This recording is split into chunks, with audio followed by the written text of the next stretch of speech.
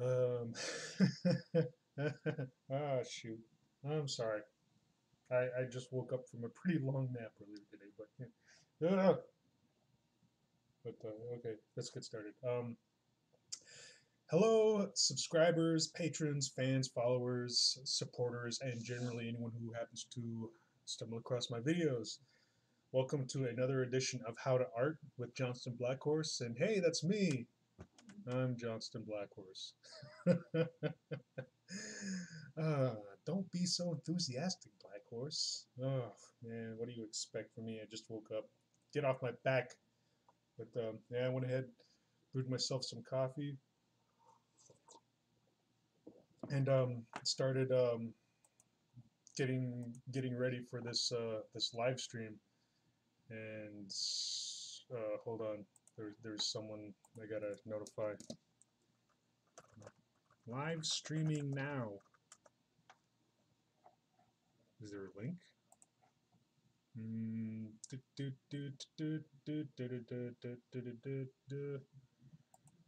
we go. Copy, paste. Let me go ahead and just share this real quick as people start filing in. Um,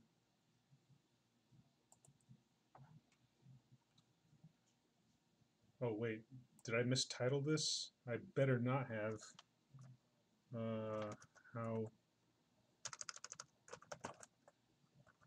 live stream how to art. Ah, cloth. Wait.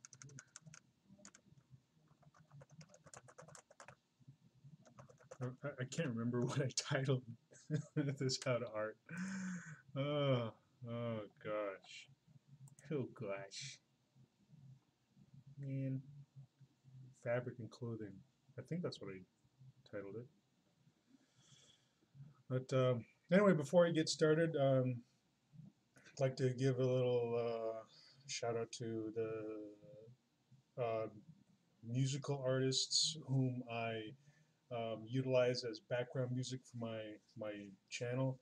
I jump on Newgrounds Radio and thanks to Skullhead, he's turned me on to like some of the music that they have available there. One is Alice Mako, and another is a supporter of mine, Concept Sama, and I've also helped him out with some artwork.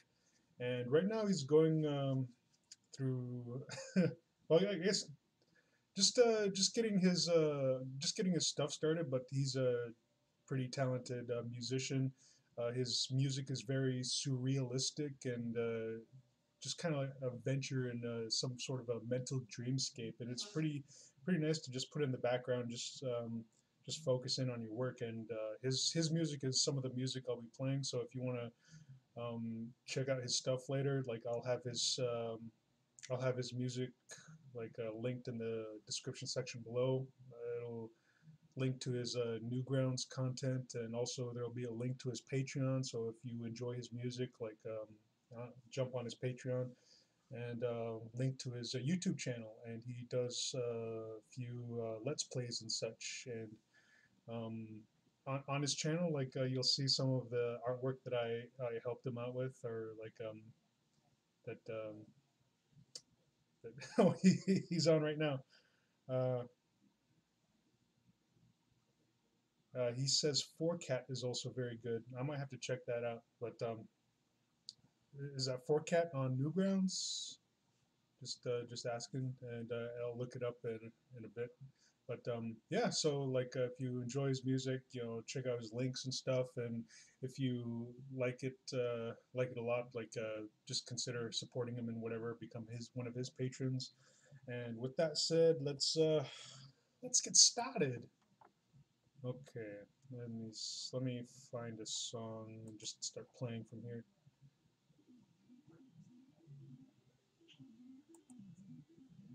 So for this how to art, I'll be covering fabric and clothing. uh, Covering fabric and clothing. It's silly because you cover stuff with fabric and clothing. But anyway, I had to do like a little bit of prep work in getting ready to do this stream, and as you can see here, I quickly sketched up a chair. I'm gonna just draw like some fabric over, some cloth over, and I drew like two models, a female model and a male model, and we'll be drawing some clothing on them later. So right now I'm just gonna make a new layer and get a different color brush so I can just kind of differentiate what's going on here.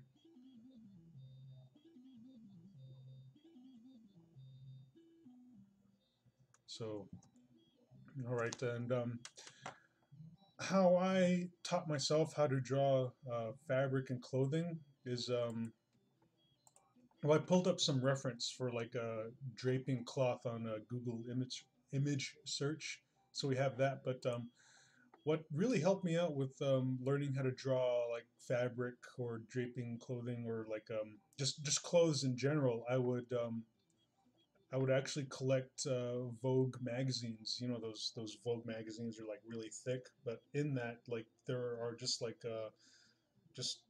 a bunch of photographic reference of fashion models just wearing various different types of clothes. You know, like button-up shirts. You got your suits. You got your pants, and you got like different other like different types of fabric in each of these magazines. You got your silks, you got your cottons, you got your wool knit fabrics, and everything of that nature. So um, how that's just one of the ways that I taught myself how to like draw fabric is that I had like several collected several of these Vogue magazines and I would just pour over them and just oh that that came in pretty loud, but just just noticing like the different patterns of folds and creases that take shape when a suit or a shirt or like a piece of clothing just envelops like the body, the human body, or like a part of the body. So just getting closer into some of these images, like if open the image in new tab, if we get in closer here, that's as close as it gets. But you'll see like a certain like patterns just begin to emerge, like in the um, bend of the arm, and these as you continue to like study these fabrics, you'll notice that these patterns in clothing or creases and folds, they repeat themselves time and time again, um, even with different types of fabric, and it's just getting to like learn the patterns in the folds that emerge in all these uh, all these photographic references of like these models just wearing all these clothes, and also like you get the sense of like lighting and reflection and refraction of the lights that is treated by each form of fabric.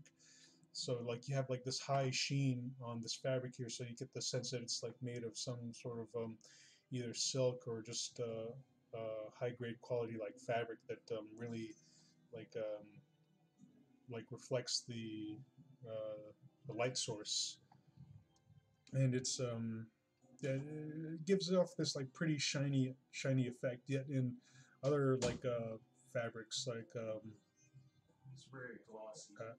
yeah, glossy. That's the term I was looking for. Thanks, Bryce. So like in these high thread count or just like really elegant fabrics where like it's really like the oh what's the term I'm looking for? The threads. Well, man, I just wish I knew more of the terminology in this. But being so tightly close together, it just does give off this gloss. But in like I guess heavier fabrics such as wool and tweed, like this looks like a good example. It's got this like a very dull like tone to it. Like it doesn't reflect the light as it would like a silk fabric or um, any fabric such as that. So in learning how to draw clothing and such, like I do recommend that you pick up like some fashion magazines, and Vogue is like one of the ones I would collect often, just to get the different styles of and the different types of fabric and what each does, and like the delicate folds and creases that come about when these fabrics envelop the body, and also the how each fabric just is treated in all like the in the light source. Pretty cool. And like I said, just like take time to study the folds and like various parts uh, of the outfit. Like I said, in the crux of the um, arm here, like you get these patterns of folds that emerge, and they always more than more than not, like they always tend to repeat themselves, like these patterns. So as you can see in the crux of his like left arm here, like this pattern emerges and it's reflected in his other arm. So when you start learning these patterns and learn how they um, come about or where to place them, you can get pretty um, what's man, I hate it when I lose my vocabulary. It's been a while. It's been a long weekend, but you can get a pretty faithful representation in like drawing your fabrics just by like studying these and like practicing or like redrawing them on your own. And that's something I would do. I'd take my sketchbook and just pick and choose like a suit or like a photo and just redraw like the patterns and the folds and the creases in the clothing. So yeah, with all that said, I guess let's get started. Here we go. Woo! Let's begin our wonderful adventure in drawing fabric and clothing. Follow me. Oh man, I'm still so tired. Oh, hold on, like Skippy's going off on the chat. Pirate the image. So stitching, yes. That's what I was looking for. That's the term I was looking for when like I was talking about the thread and like the tight it's the tight stitching when they're closer together. They give off more of a gloss, but with like a thicker with a thicker fabric such as wool and cotton, like the gloss isn't as glossy. It doesn't give off the gloss as it would like a high quality like fabric like silk and such. Skippy saying that these are pretty old songs of his. I don't know. Is there anything up to date on your Newgrounds?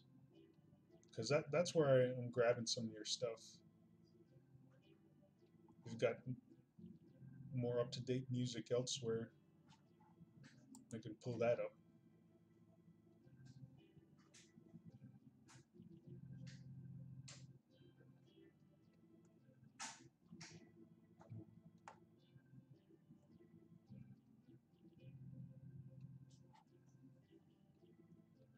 says, yeah, if you hit audio on my page, on your Newgrounds page or your YouTube page or your Patreon page, which page would it be?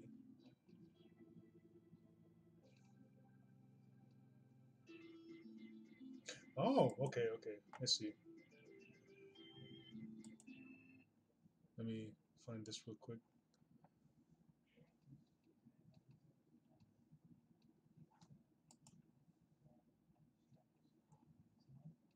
There we go. I got it.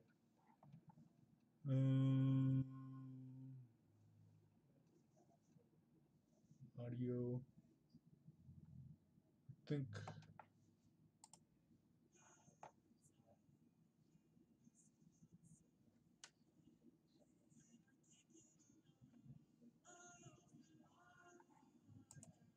There we go.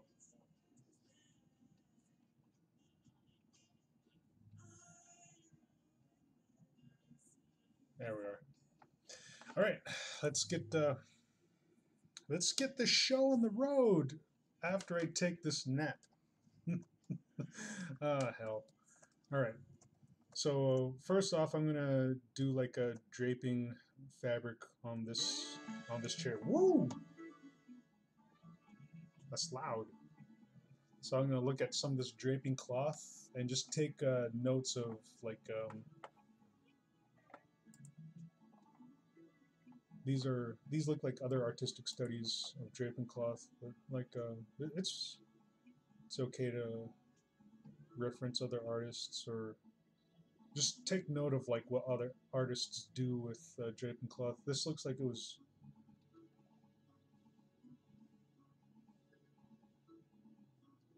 Wow, is this like a sculpture of draping cloth? That's pretty sweet. It looks like it was made out of clay. This looks like a charcoal piece.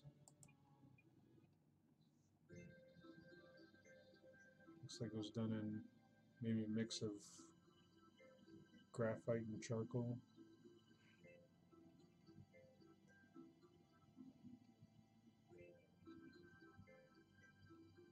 But right now I'm just kind of taking these mental notes of like the swooping patterns that it does when it's draped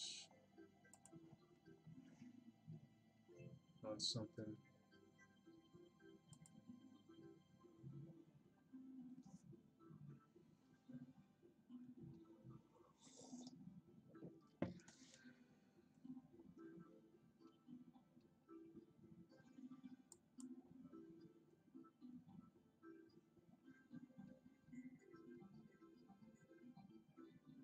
What the hell? What is this? It's like a fishtail thong or something. Huh. Is that a thing?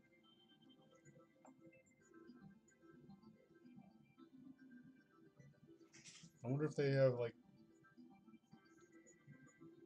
longer versions of what's that? I don't know. I don't know. I'm getting off track here. There's a piece of fabric draped on a book. I wonder if this is like a 3D model.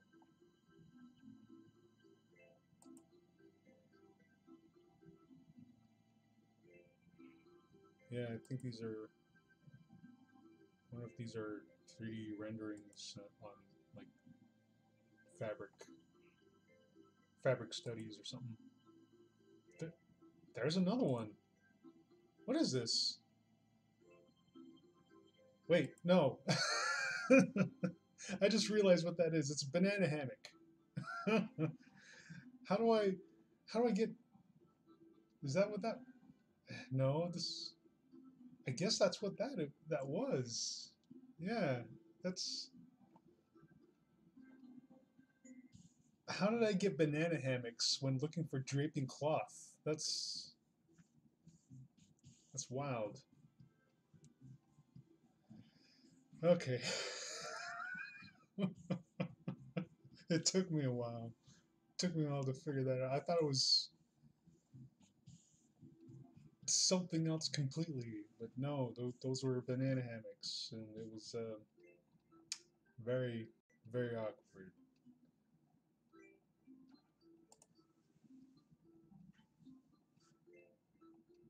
Sculpted fabric just looks so neat. It's like it looks so delicate. It's like, you know, that's like friggin' stone and marble and everything, but yet when someone sculpts fabric so well, it has this very soft look to it. That's crazy. That's pretty impressive. Okay, so just after taking some ideas or like mental notes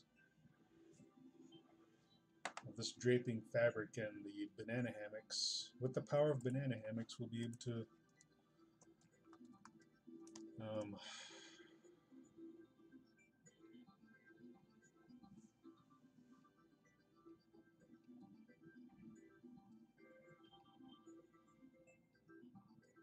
no,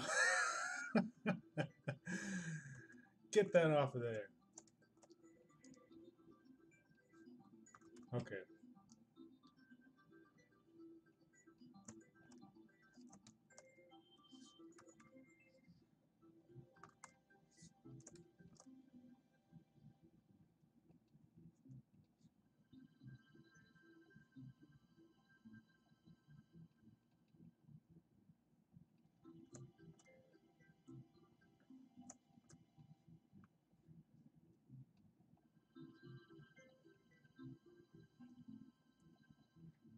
So in drawing this piece of fabric on this chair, like taking note of the, I guess you could call them stress points or whatever, like the points of the chair that are just kind of holding the piece of fabric up. So the fabrics, like the folds in the fabric, are going to be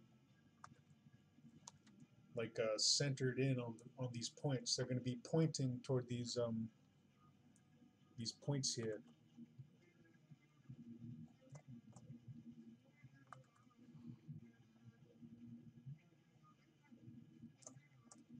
And right now, I'm just pretty much feeling it out, just like visually thinking in my head like how this fabric is reacting with this chair as it's draped over it. I'm gonna go ahead and just kind of like put a corner here,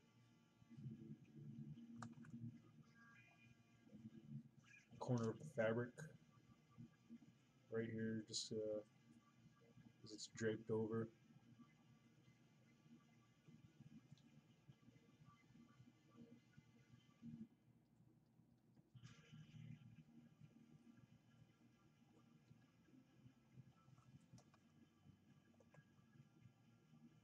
And right now I'm just mentally imagining how this piece of fabric is folded on this chair, like how it's enveloping this chair in 3D space.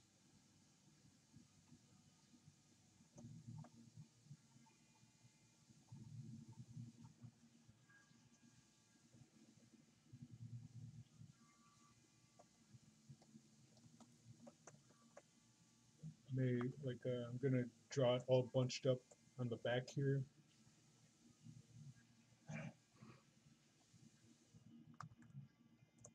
And then maybe around the side, have it wrapped around the side of the chair. Like the other side of the fabric is just kind of like draped behind the chair, and it's just coming around here, and it's bunched up on the floor.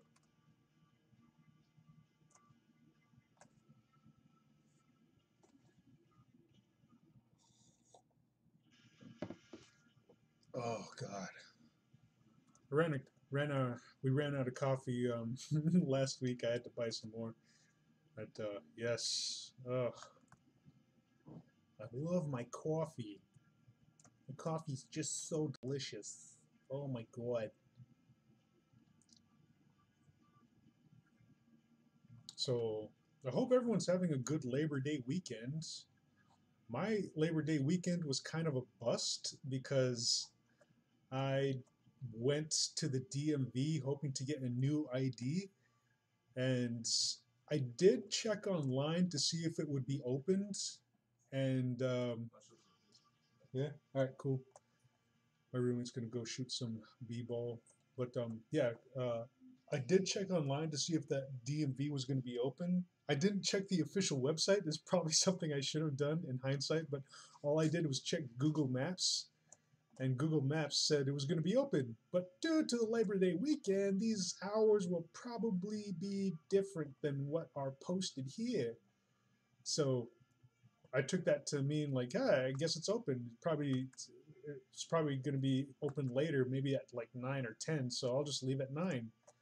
So I left at 9, biked my ass all the way down or up to Sahara and past Sahara and Eastern, and got all the way to the DMV only to find out that they have a sign posted is like, we're going to be closed on Labor Day weekend.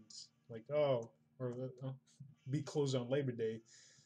And just, yeah, my whole plan to just get myself a brand new ID just went to shite.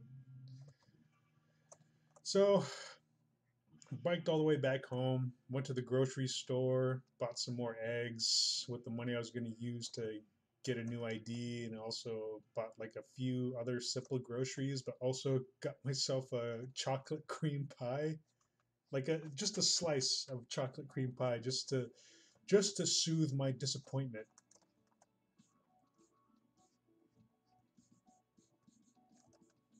Because I've been putting off like getting a new ID for a while now.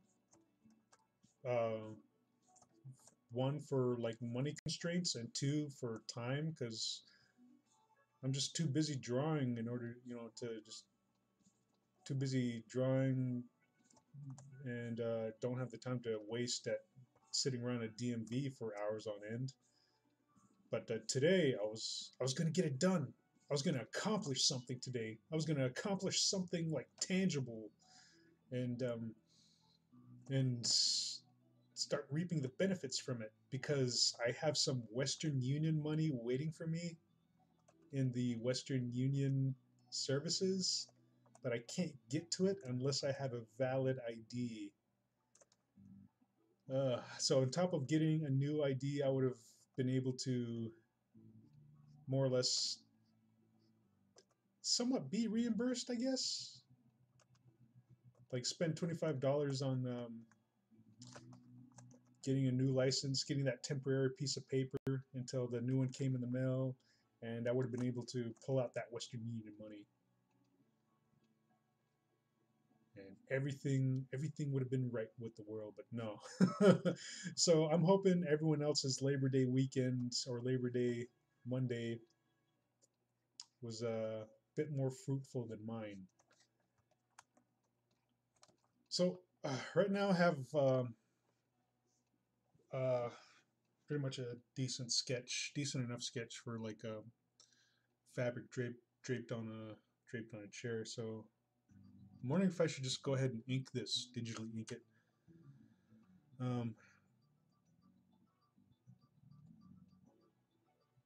Skippy says, "Rip, I could have caught you, but I was off." But caught me biking or something?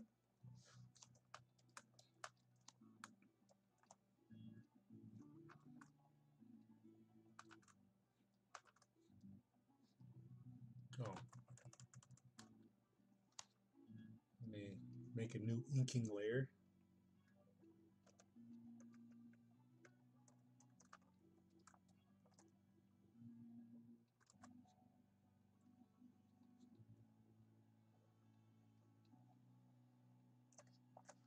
I'm just gonna go ahead and ink this really quick.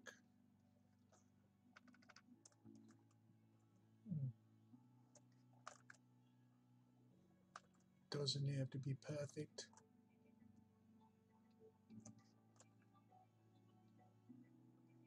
Just so I can see what, just so we can see what the final product, well, get a better idea of what a final product of this would look like.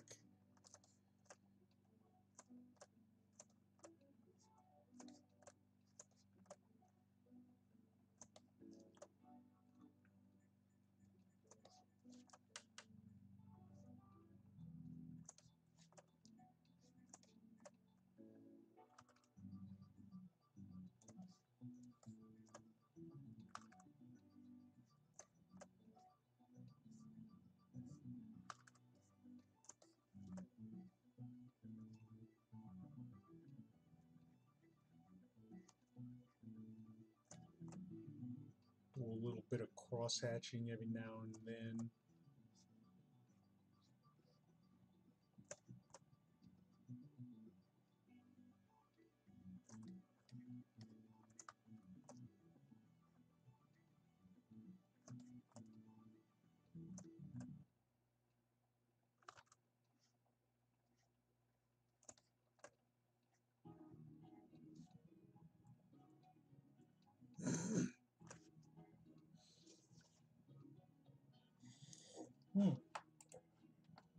Someone sent me a message.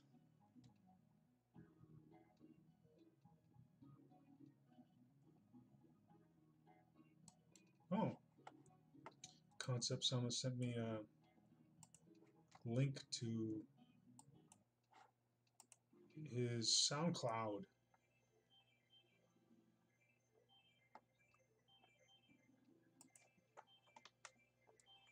There we go.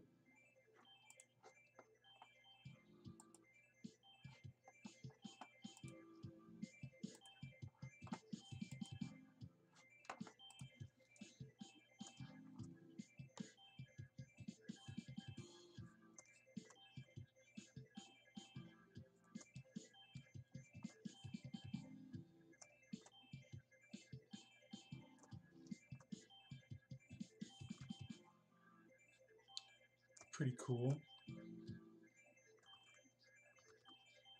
For those who are wondering, this is Concept Sama's music.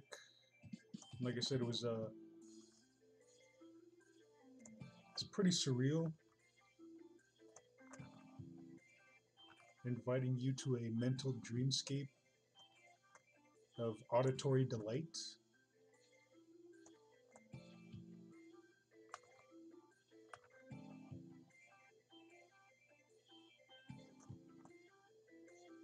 And as I'm listening, my mind just kind of like wants to wander into some sort of like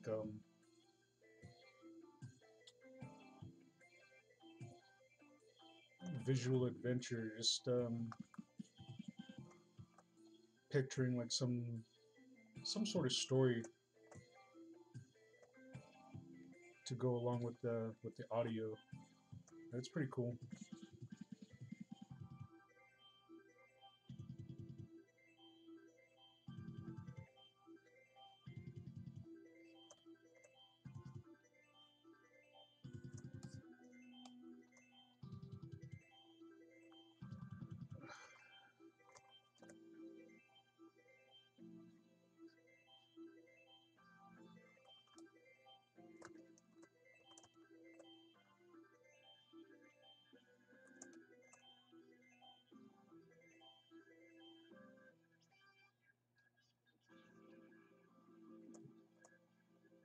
Concept saying that says thank you. The music's meant to be fun.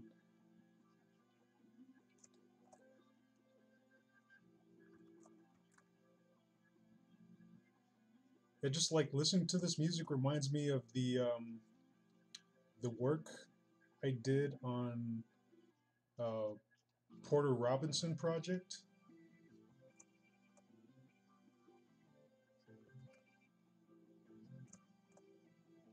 And I feel like this music here just kind of, well, it gives me some of those same that same feeling, the same visual um,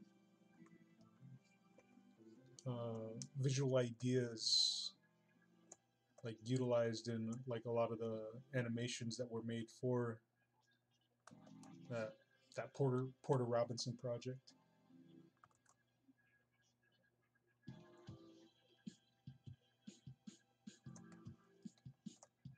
And I wouldn't mind like animating something to some of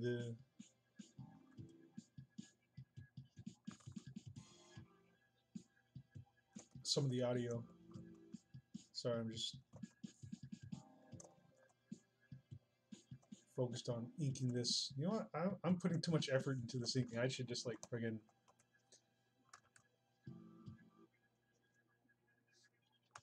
just get it done to like just show the concept of what I'm getting at. What I'm getting at here.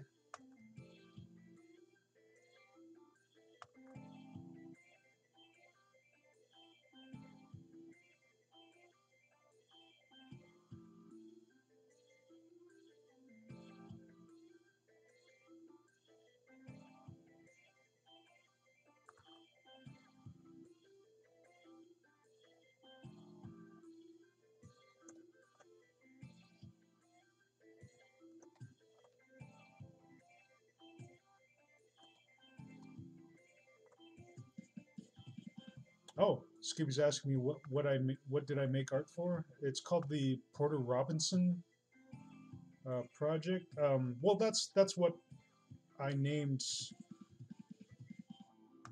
um, my work files as.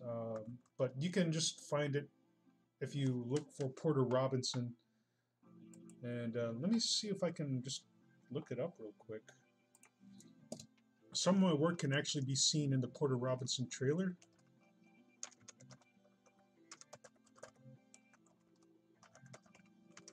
For his, oh, there it is, Porter Robinson Worlds album.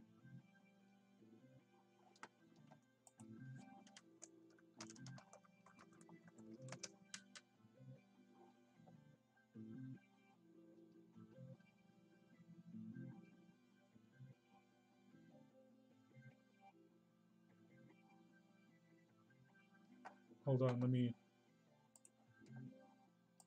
go ahead and just pull up one of these. I think some of my work is in one of these trailers.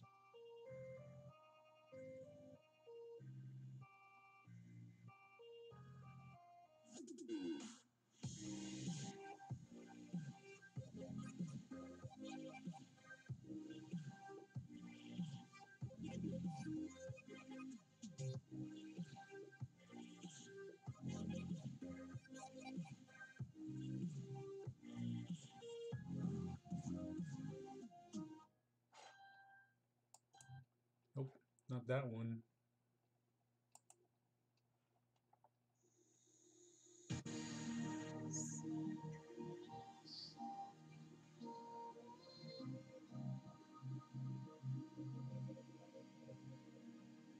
Now, there's a lot of artists who worked on this. And some of the animators I actually got to get to know. And some of them I actually knew beforehand, and it was pretty cool to work in tandem with some of them.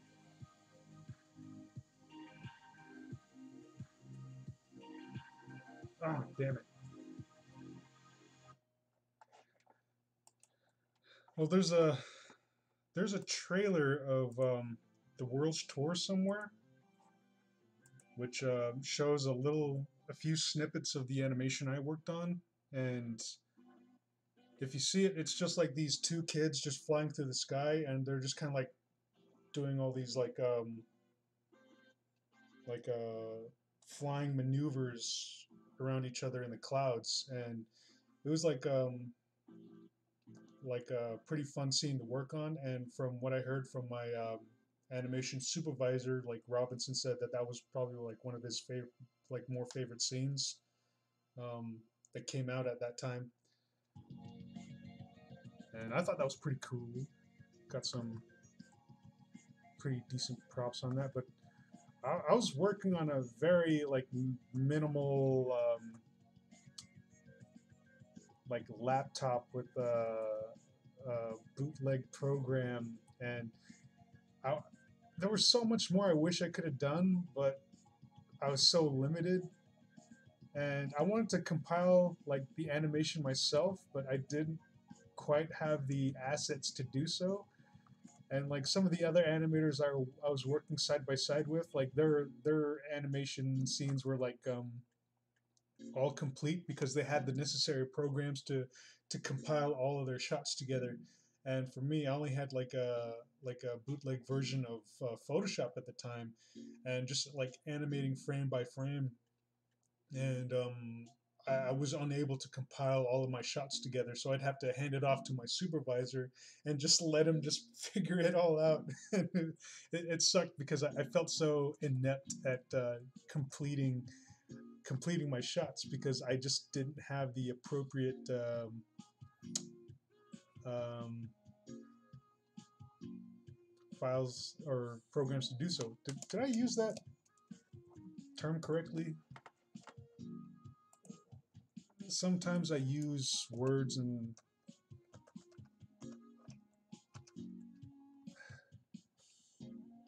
yeah, inept. Yeah, I was inept at being able to. I felt like I was inept at completing my shots because I just didn't have the necessary programs to just compile my scenes together. And I put a lot of effort in some of these shots, and there were like some still shots with like flowing fabric and flowing hair. And I actually went to like this program, Particle Illusions, and I animated this leaf turning. And I took that turning leaf, I plugged it into Particle Illusions, and I turned it into a particle. And what that did is took that little leaf turning loop animation, and I turned it into like a cascade of all these leaves just like flowing or falling everywhere, and it was beautiful. But all I could do was like render out like a PNG sequence of like this cascade of leaves just falling, and I knew how to implement it in a compiling program, but since I didn't have it, all I could do is just hand all these assets off to my supervisor, and I feel like a lot of my animations weren't utilized because I just couldn't compile them myself, and it sucked because I feel like I had so many more animations that could have been in that project that weren't utilized simply because uh, I didn't have the tools to put it all together. so here's our chair. And let me get rid of all the sketches and sketching lines or whatever. And this is more or less what I have. Oh, let me shade a little bit of this, shade a little bit of that. I'm just throwing in some extra shading here.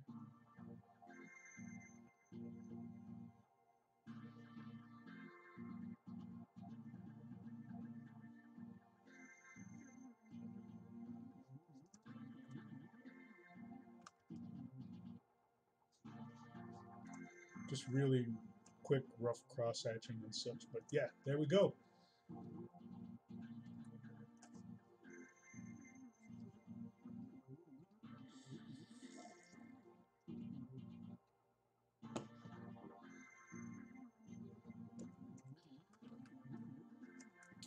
So let's move on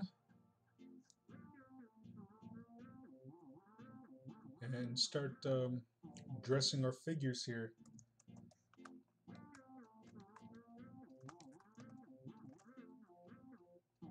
So I'm going to pull up my Vogue suits and clothing and such. Let me see what else pops up in Vogue clothing session for women.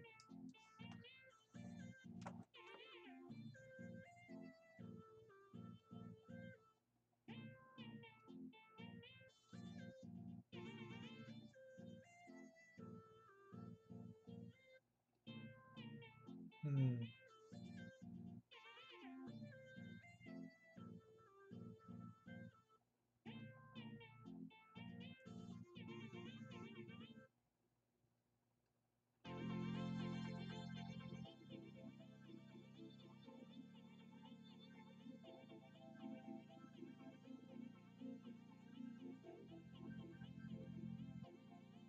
Right now I'm just taking in the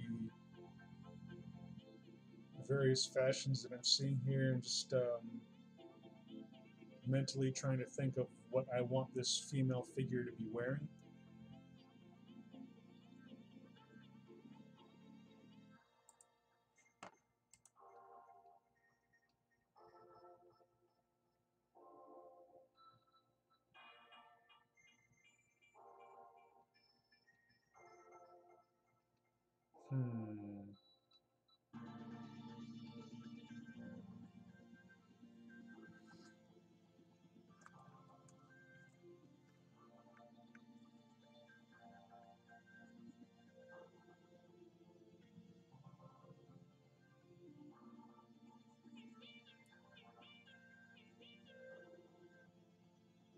I'm going to start off with like maybe a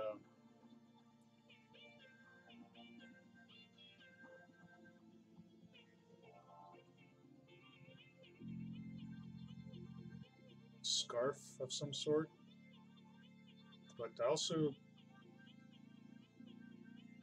thinking about putting her in like a little bit of a suit.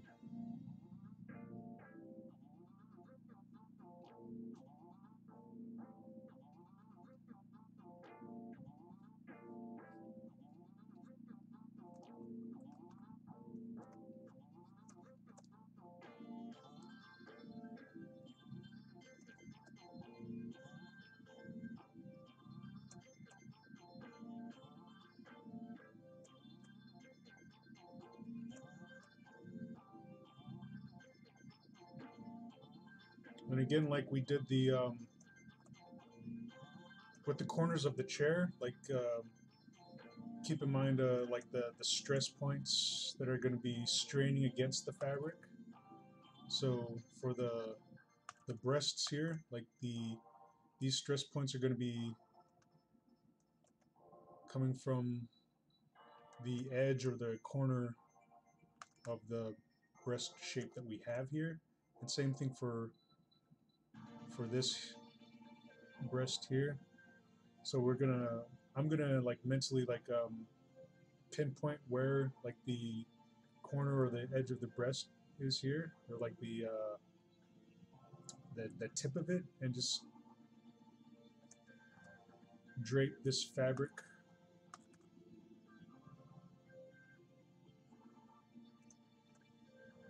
around those corners.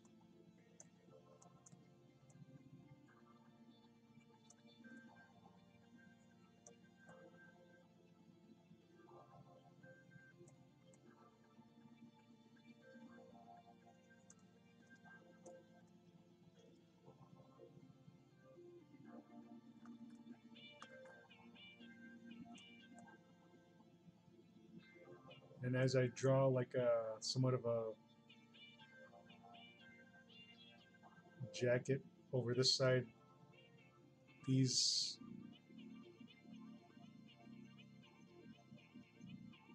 wrinkles are more or less unnecessary.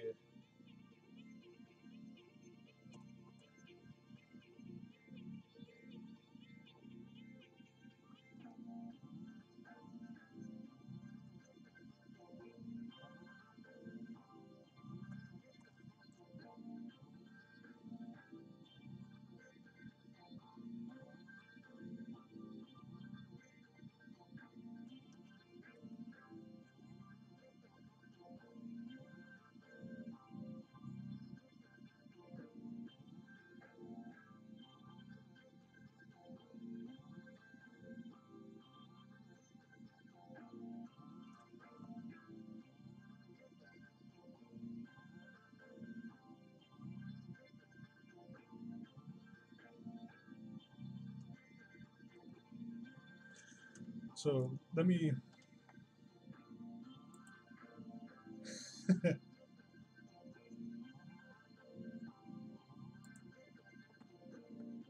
as I was talking about the pinnacle or the zenith of the breasts, like Skippy says, the nipple.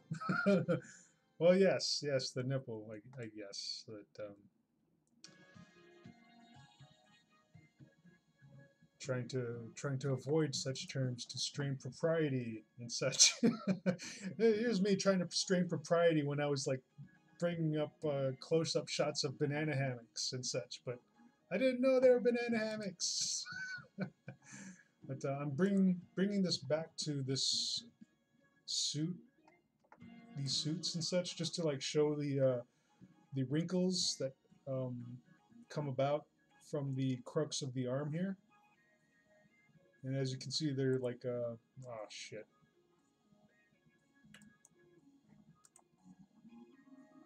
See if this gets any bigger. There we go. Just mentally seeing like you just like looking at this, you notice somewhat of a crossways pattern that emerges in these wrinkles, and you can kind of see it here, where they just kind of like these wrinkles just kind of like make this crossing shape pattern. On the left here, you see more of like a swooping motion, and on the right side over here, there's a bit of a swooping motion, or like a swooping pattern to it, but also you kind of like get these like crossways patterns in there. And just taking those mental notes and such from like various suits and things. I mean, oh, here's this other one.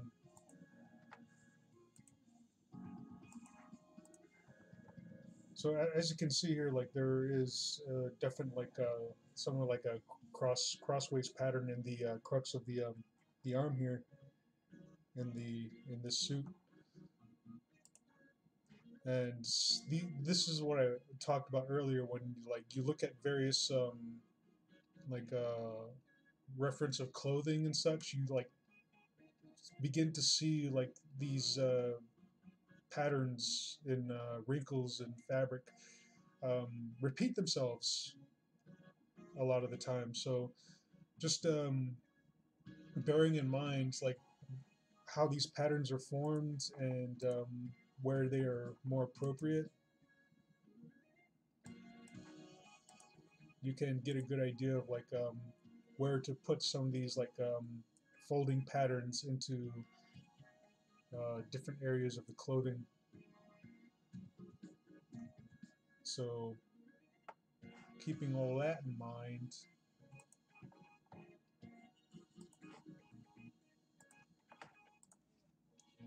coming back to the suits, and like as you can see here, like I did put like a crossways pattern that goes into the crux of the arm here, and on the elbow, like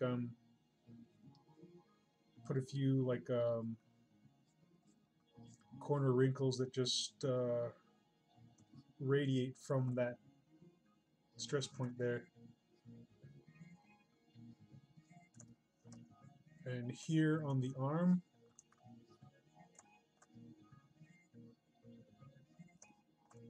wrinkles will like form to like they'll more or less start from the edge of the shoulder here and just work its way down in this type of fashion. You know,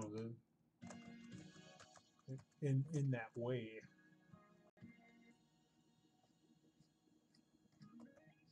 I hope I'm making sense. A lot of the time I don't think I'm making too much sense, but if you're a visual learner, then I'm hoping you get the gist of what I'm getting at. Yeah. All you gotta do is follow along. And I hope you understand what it is I'm trying to convey in the words that I utilize when I'm trying to teach you things.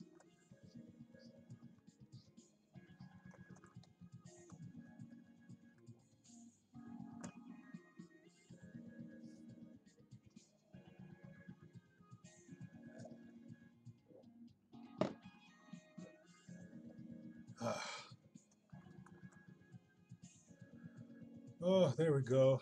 I'm more awake than I was several minutes ago. Oh gosh, I was making a decent amount of headway in like my Flash animation that I was working on last night, but at around 3 in the afternoon, I just started to get really groggy, and I couldn't really focus, so I laid down and just slept until freaking 5. What's up with that? Ain't nobody got time for that.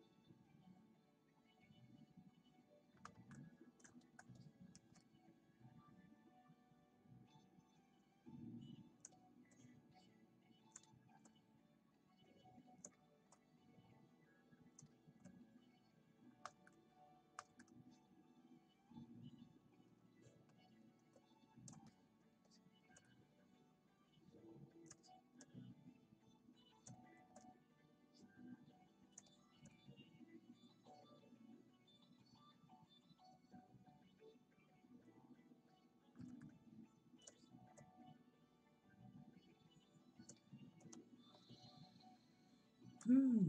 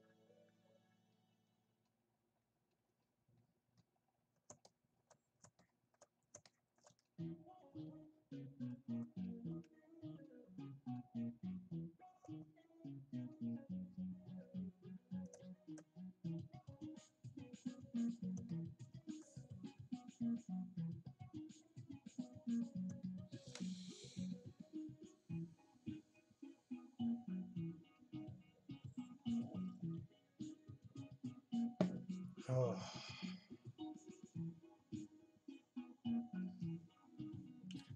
Oh yeah, I'm gonna check out that other artist that Skippy had recommended.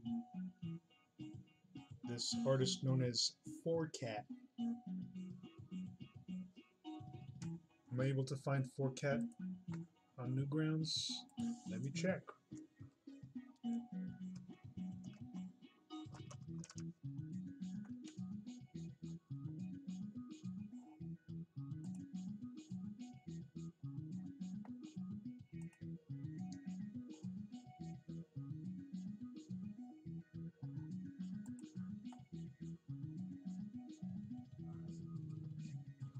Give 4Cat a listen after this song.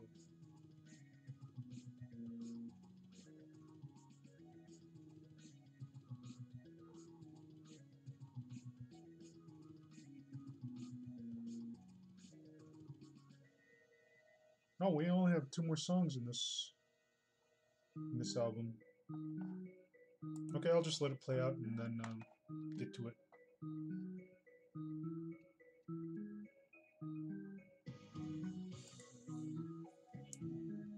Oh, oh, my knees. Ugh. Oh gosh. Ugh.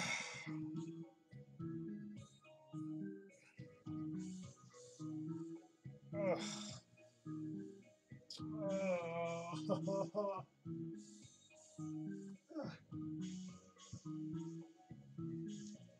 Oh, man.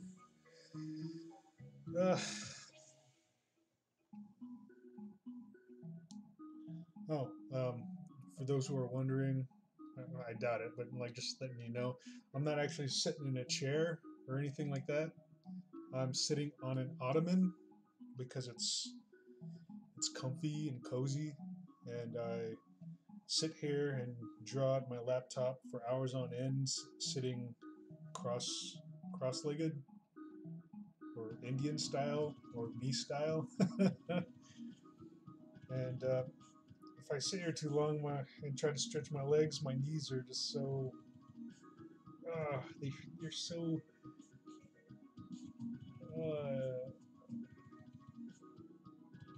achy.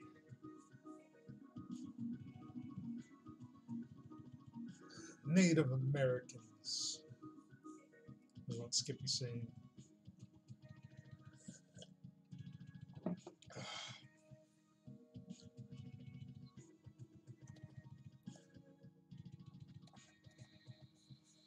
Okay, so we have these pants, or like this clothing, and how long we've been going? Well, I guess I'll just leave it like that. I'm not gonna bother like inking it. I just hope you all get the general idea.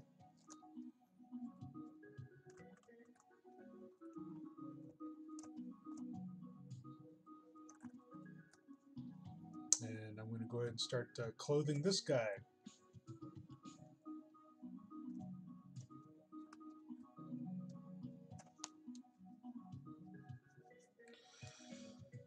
Oh, what should I dress him in?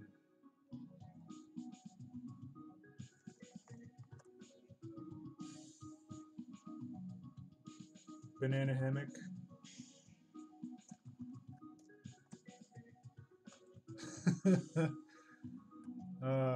No, that's awful.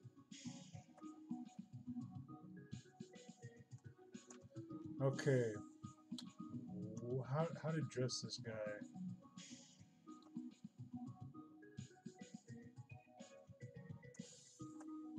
I think I'll put him somewhat of a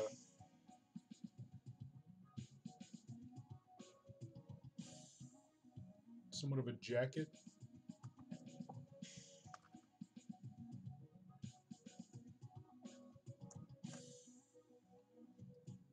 Like a thick coat or something.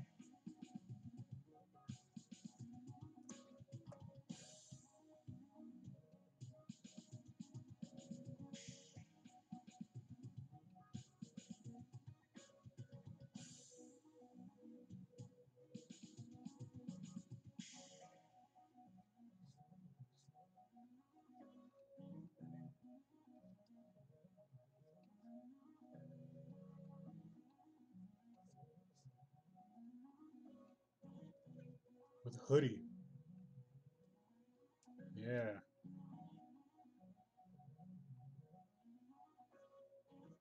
Dress him up in a fashion that I used to dress in before moving to Vegas. With thick, comfortable layers. It's too hot to do that in Vegas. Ugh. That's why I can't wait for the winter season so I can layer it up.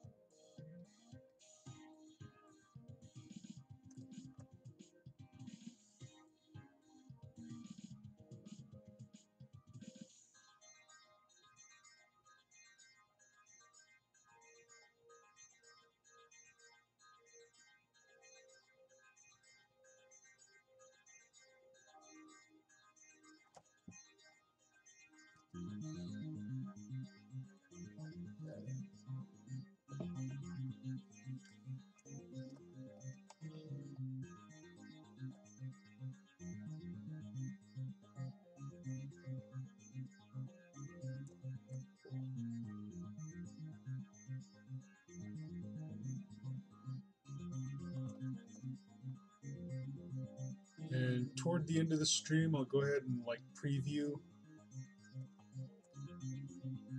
what I have so far in my animation that I've been working on. It's like this last like hump in it is just so, it's got so many details. But I want it to look epic.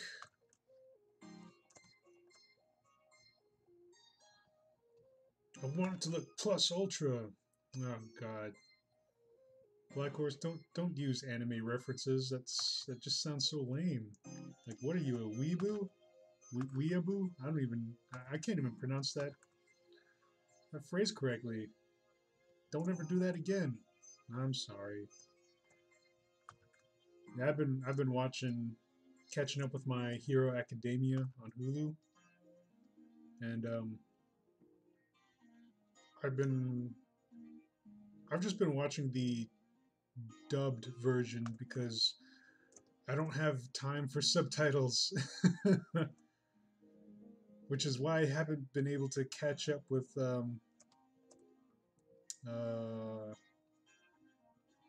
what is it? Attack on Titan. I dig what I see so far with Attack on Titan, but I just can't. I don't have the time to dedicate to all that reading. I gotta draw. Too busy drawing to read all those subtitles.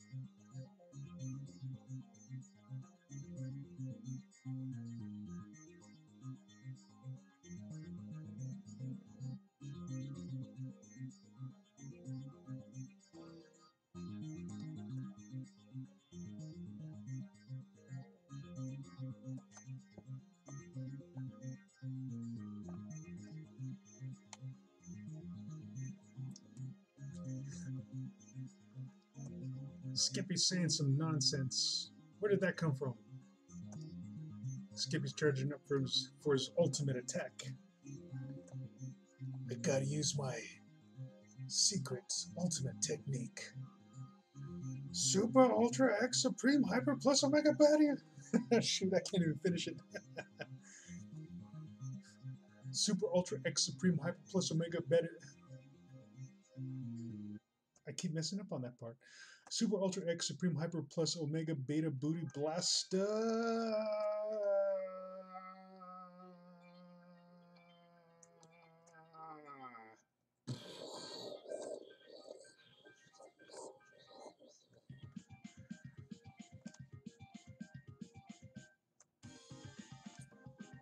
Taking the basic figure sketches out of there. These two are looking pretty styling. Sort of. The guy on the right, just partially dressed as a hobo.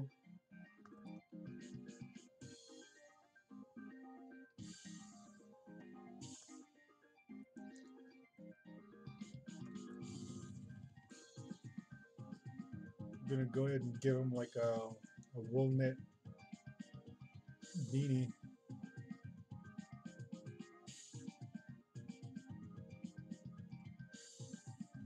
Wool knit skull cap. Oh shoot, I used to wear wool knit skull caps all the time, but that's back when I had my hair short. Oh hey, Cal Larkin.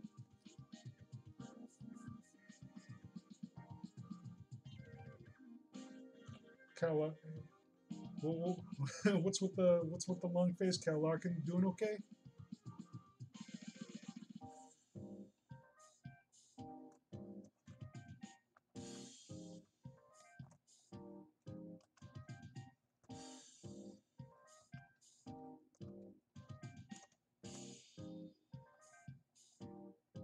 Did you party too hard this Labor Day weekend? Oh, Adventure Time ended and it was hot garbage? That sucks. I've been meaning to catch up with that cartoon as well, but there are so many episodes. It's like there's just so much that I just kind of got a little burnt out on it for a little while. I've been meaning to get back to it, but if it ends as hot garbage, I don't know. Is it really worth keeping up with? Cal Larkin says, don't bother after season 3. Oh, that's too bad. I may as well not bother at all.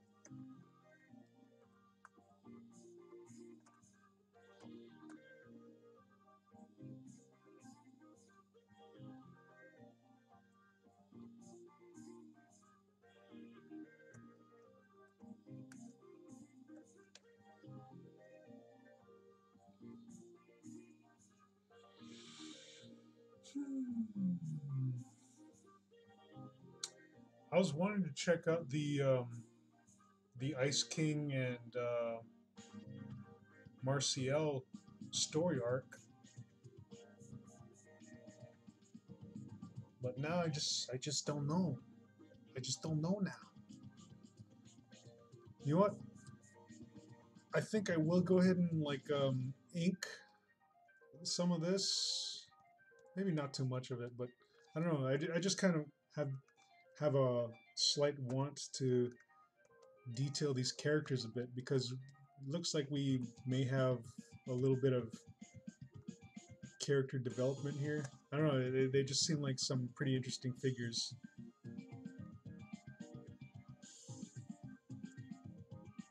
Kyle Larkin says it comes full circle for that storyline concerning, in reference to the story time, Ice King and Marcial story arc.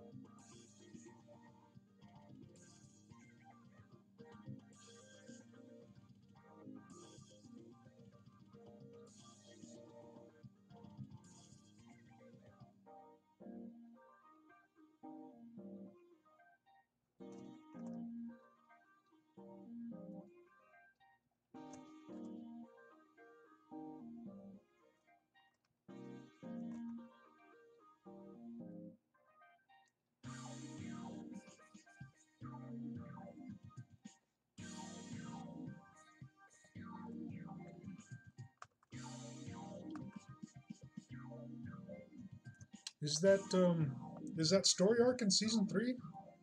Is that why I should just quit after watching season 3?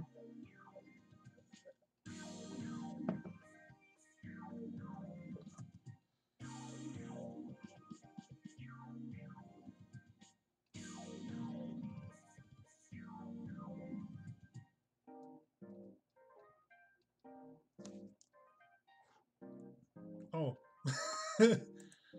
The music made a. Oh, wait.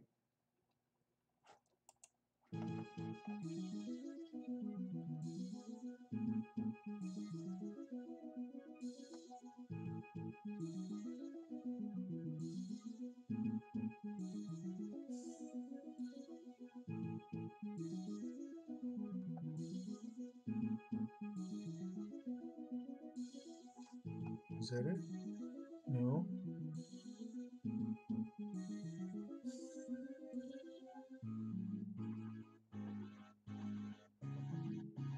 Oh, I guess we finished this album. I don't know what's playing now.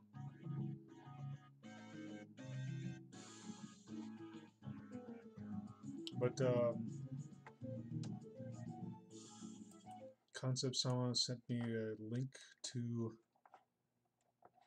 somewhere. Another song. Oh, this is Forecat stuff.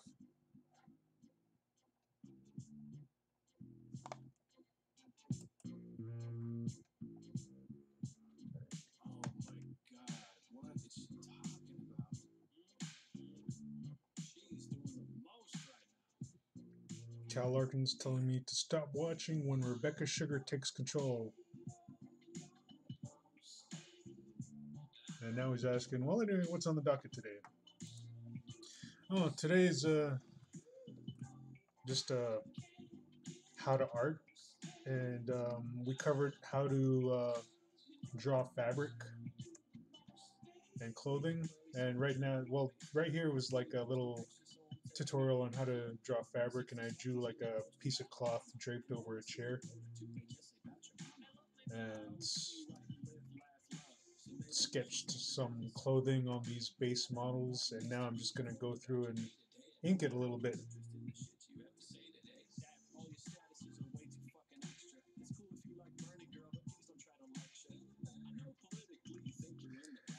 Skippy's warning me that Cal Larkin's spoiling a lot, but I don't know, if it's going to end poorly, then I don't mind spoilers.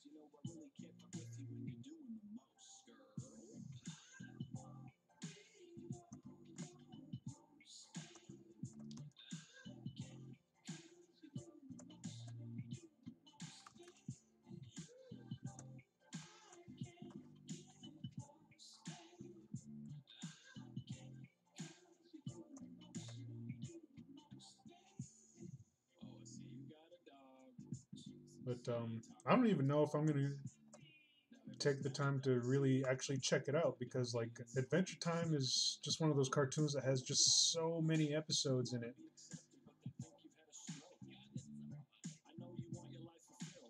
And knowing that it ends poorly, I don't know if I'd ever get around to watching it.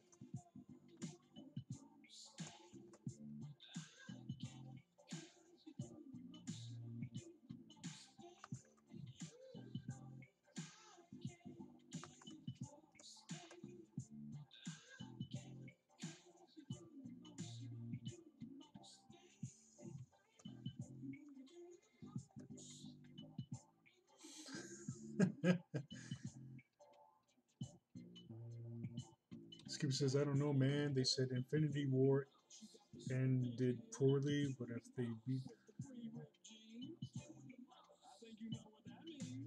Oh, you haven't seen Infinity War yet?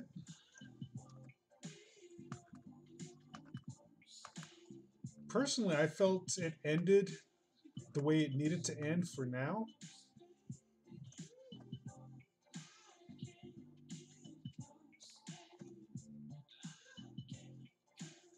And I didn't. Walking away from the theater, like I didn't feel like I didn't feel poor about the ending at all.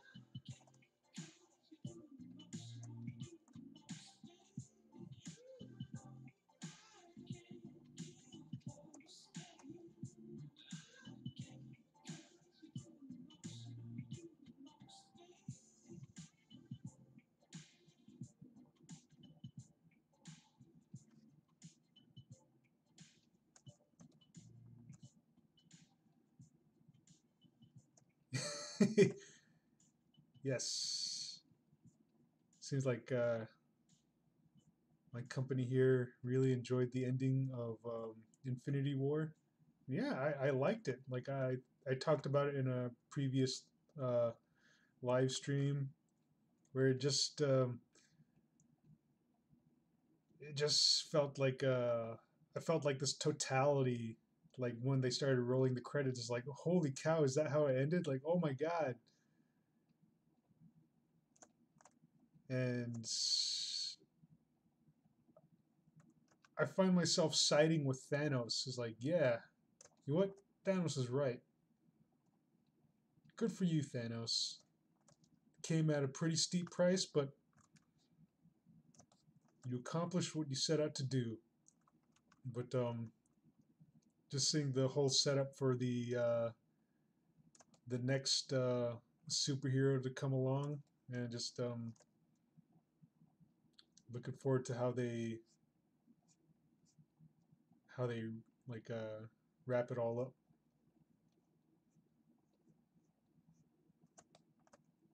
But I don't know if they're gonna like wrap it all up and just like finish it. But like this story arc, I mean,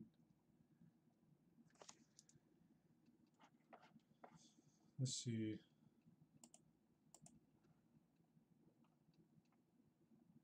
Whoops.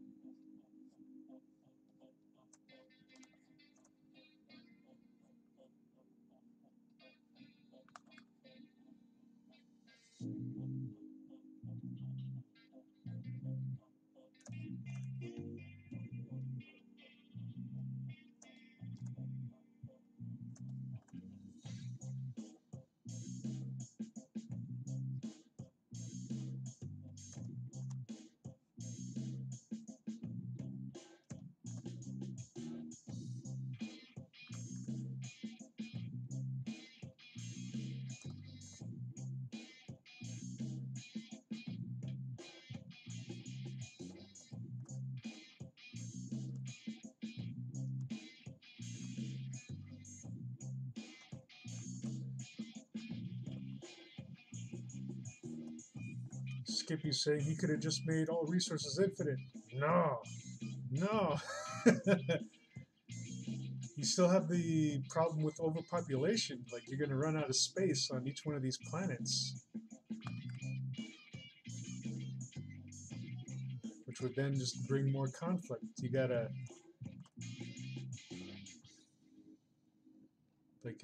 gotta wipe them all out, which is which is a terrible thing to say, but I see what Thanos is talking about.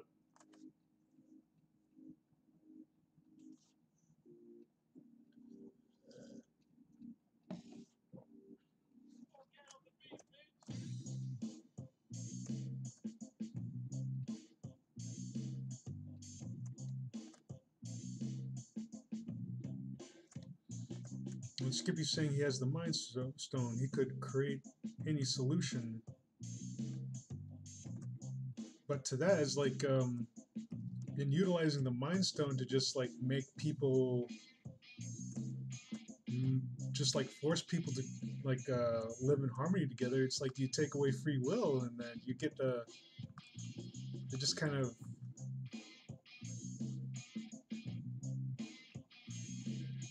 loses the point if you do that. You just gotta wipe the slate clean. Oh man.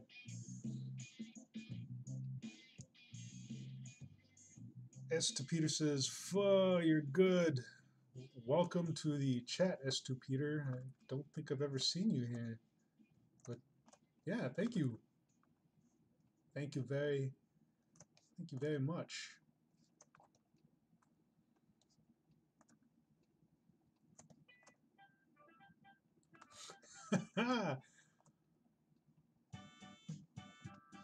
Forecat doing a little remixing there, I guess, with the audio.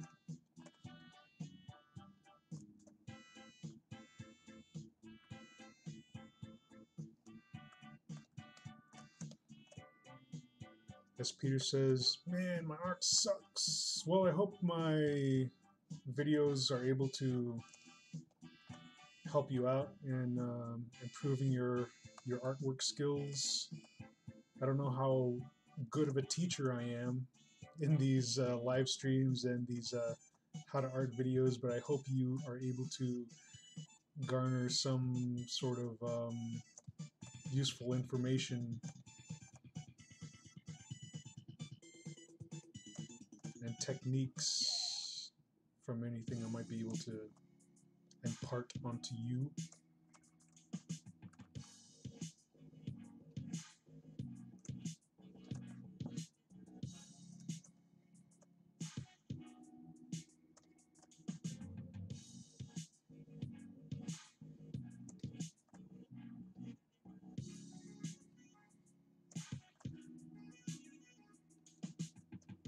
Peter says, "Cool, I'll check my stuff out." Yeah, please do, and stick around. We tend to have a lot of fun, and especially in the chat sessions often, especially when we get like a lot of people joining in the chat. It's always pretty interesting.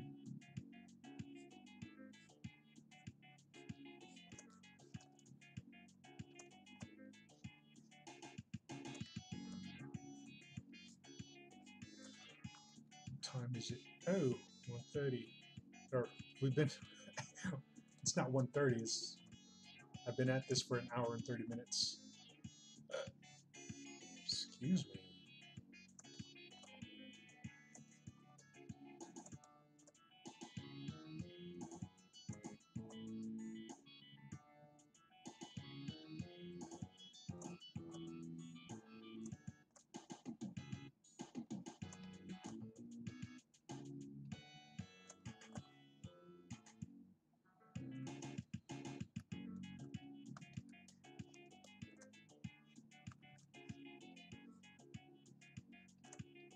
Skippy says that Forecat, the artist that I'm listening to right now, makes a lot of background music mostly. Yeah, that's pretty cool.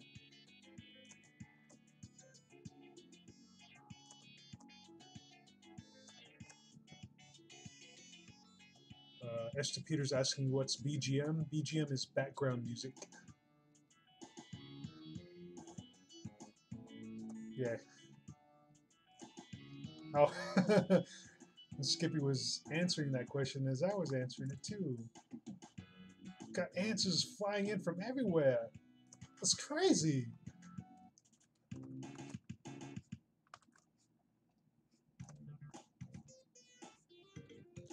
just asking one question and get bombarded with so many answers from different angles.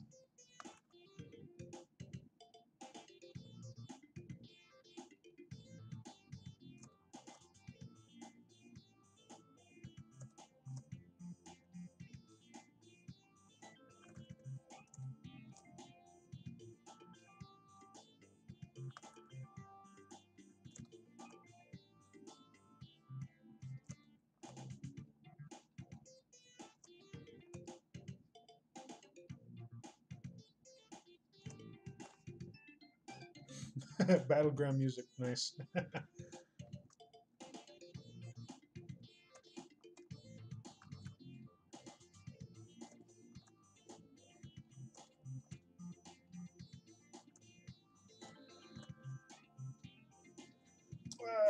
Yes, Peter's asking if I went to school for art, or is it just like pastime? Um, I I didn't go to school for or to learn how to draw. Like it's just something I did as a kid and just continued to do, and just drawing for as long as I can remember.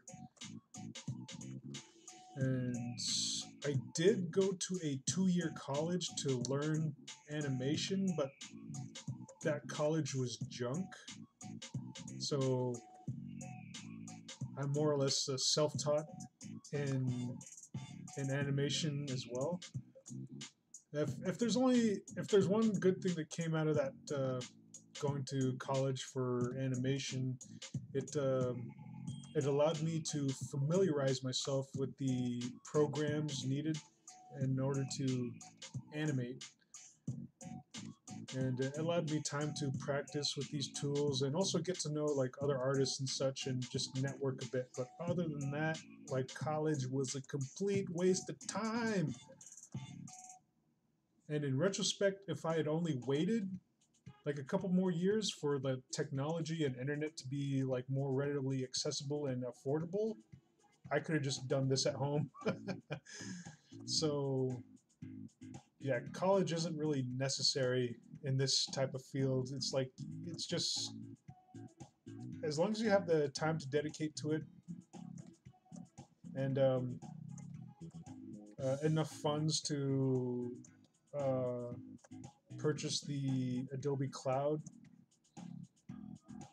and a lot of tutorials and just like getting to know other artists and what they do. Like anyone could teach themselves how to become an artist. And all it takes is just dedication, time, and practice.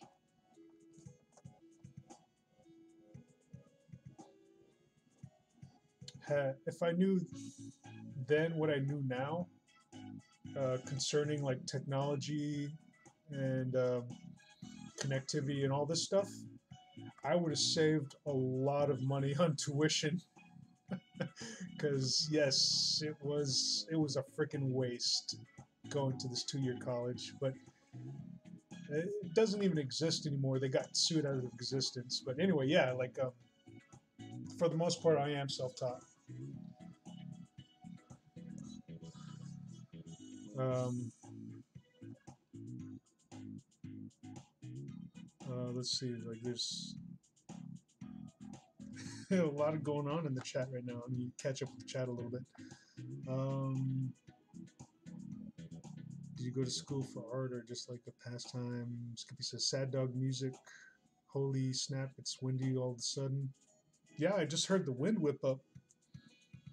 Oh, for those who don't know, Skippy and I live in the same city. So I'm hearing some of the weather outside. Like I can hear the wind whipping the trees around. Skippy saying, my friend, she went for animation. As Peter says, cool, I just draw for fun too, but my art sucks. Skippy says she didn't like it. She didn't like it. LOL. Yeah, school, animation school, and whatever. It's just stressful. As Peter says, can you draw landscape and backgrounds? I can, but I prefer not to. Um, I do landscapes upon commission or perhaps request, but doing landscapes and backgrounds is just something that I'm not keen on doing. I'm more into just drawing characters and doing character animation and such because it's more lively. And in doing backgrounds, I find it personally I just find it too dull. I'd rather be working on animated characters. Um,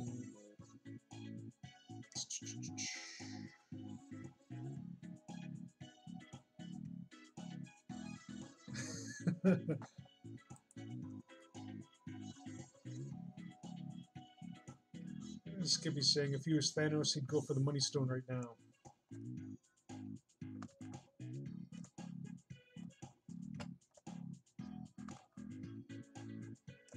I wonder if you can put like a kidney stone in that gauntlet.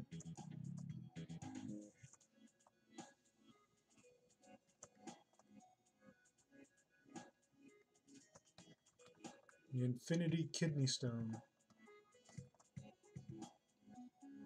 Man, I bet that would be crazy to try to pass that. Oh.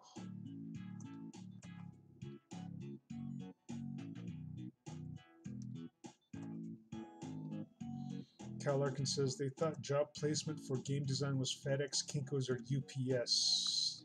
Yeah. I feel like that's the attitude of like a lot of these fly-by-night 2-year colleges. It's like they promise you like a job in the industry, but in the end they just get you like these stupid print jobs at like these just like print and design companies, and like friggin' this sucks. Like went to school like for character design, animation, like story development, all that stuff, but then you end up working at Kinko's, printing flyers, making copies. Yeah. I do not recommend any of those fly-by-night 2-year colleges. It's a waste of money. And I just recommend just sticking around to art forums, watching tutorial videos on YouTube. And when you feel confident enough in your skills, there are a lot of free art programs available, like even animation programs. The animation program I started out with, just like playing around and practicing, is a free to download program, and it's called EasyTunes, and it's very, very simple. And it's like one of the first animation programs I used in order to teach myself how to animate. And I've been thinking about doing like animation tutorials just utilizing EasyTunes, because for those people who don't or can't afford like the Adobe Cloud or like any fancy animation program, EasyTunes is pretty simple. It's free, and it gets you used to like learning how to animate fluid movements and such. Takes a little bit of time to learn how to utilize the program, but it's not very complex. And once you understand it, like you'll be animating in no time.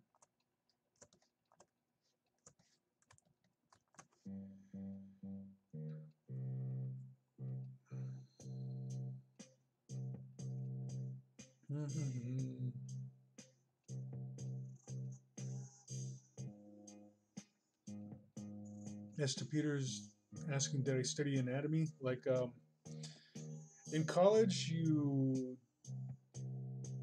get to study like a lot of anatomy books and do like life drawing where they bring in a nude model and then you just draw from the nude model. But for the most part, what I'm utilizing right now are just art books such as this, the Artistic Anatomy art book by Dr. Paul Riker. And this is like one of the books I highly recommend. And as you can see, like it has like a lot of like explanation on like muscles and what they do, and just like a lot of words. But in the middle and toward the end, you get like a lot of these illustrations on human anatomy, like the bone structure, muscle structure, and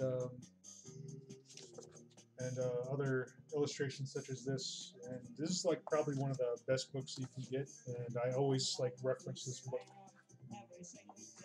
And a couple of other books.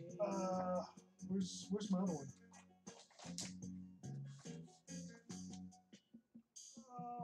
Shoot. There you are.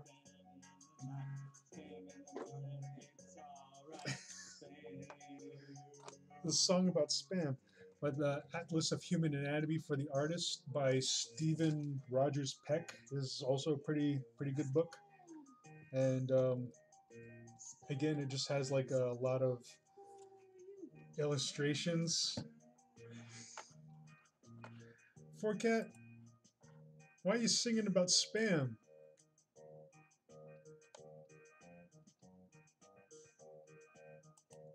This jump on another song is just so silly. Stop being silly. But yeah, just like a lot of like muscle anatomy, like illustrations and such. And another book that I do refer to every now and then is Drawing the Head and Figure by Jack Ham. And as you can see, there's like a ton of stuff in there as well.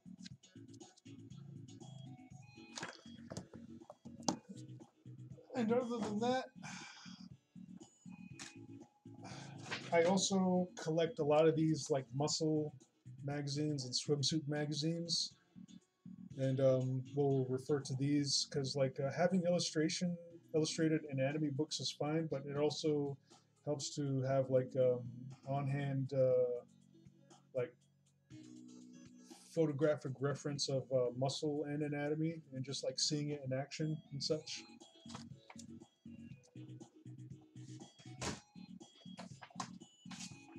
And I just pour over those and study them from time to time when I'm learning, or like well, yeah, that's how I learned anatomy. But it's still good to have them on hand just to reference them every now and then, just to make sure that you're spot on with your anatomy drawings.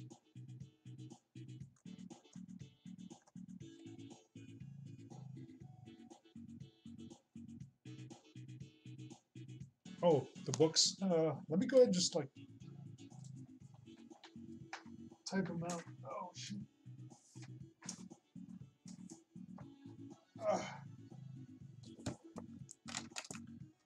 I'm gonna go ahead and type the titles of these books here.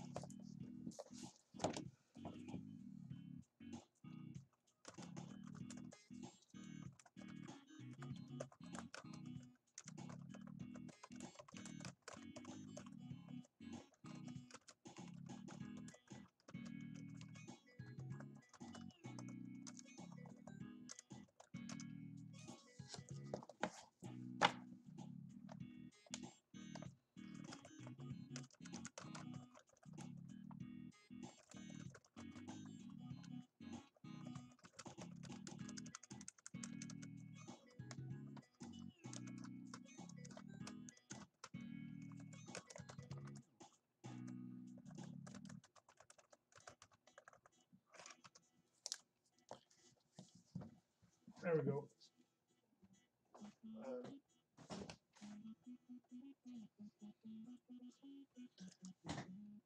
Huh.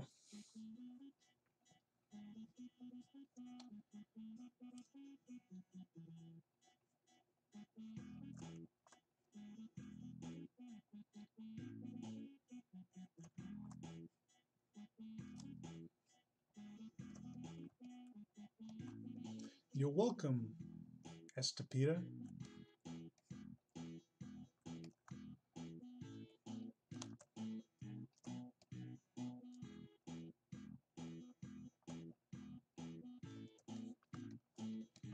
Okay, now let's ink this dude.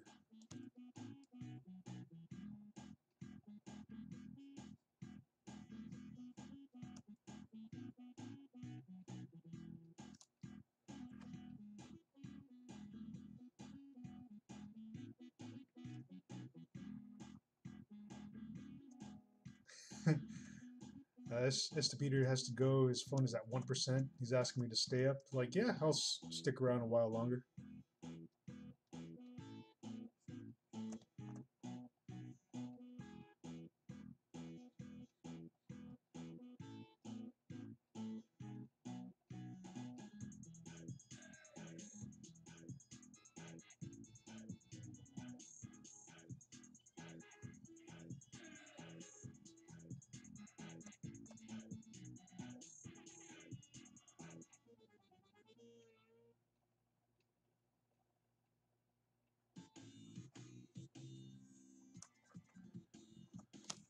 Oh, Concept Selma sent me another link.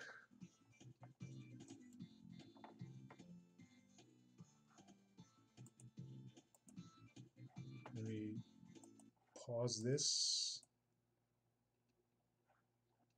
It's another spam song.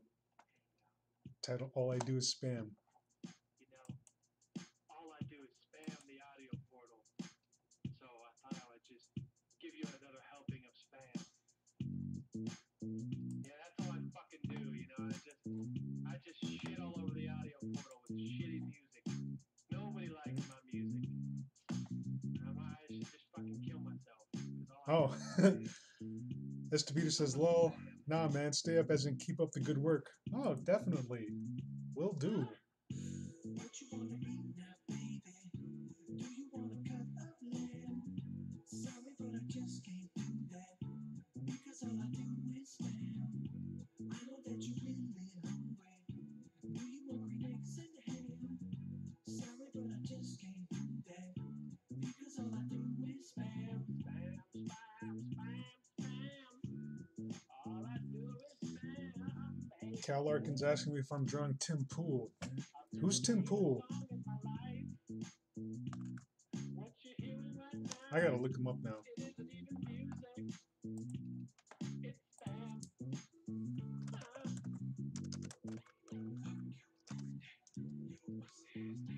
Oh, shit. Holy hell. It does kind of look like him, doesn't it? I have no idea who Tim Pool is, though. Because he's a journalist.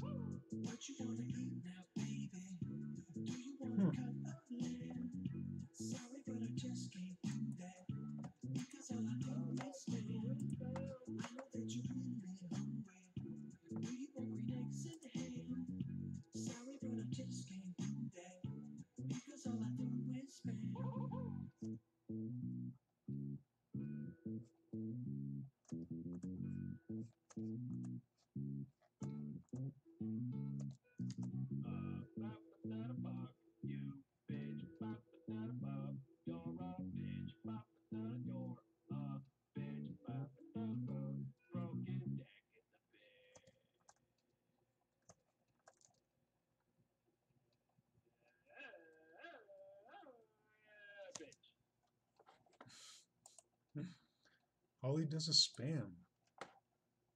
Sweet. Das is pretty good.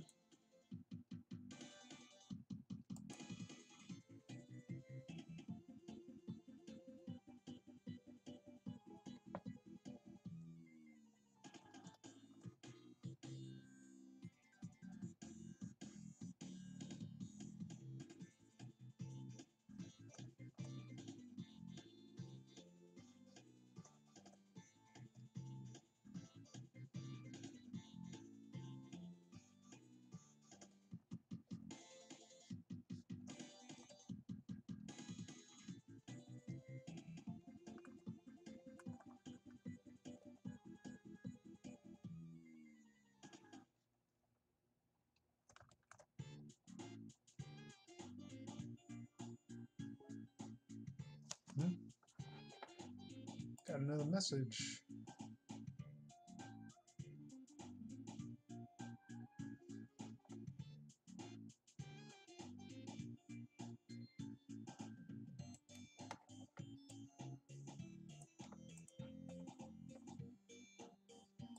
This is another song. Oh wait. Whoops. The wrong one.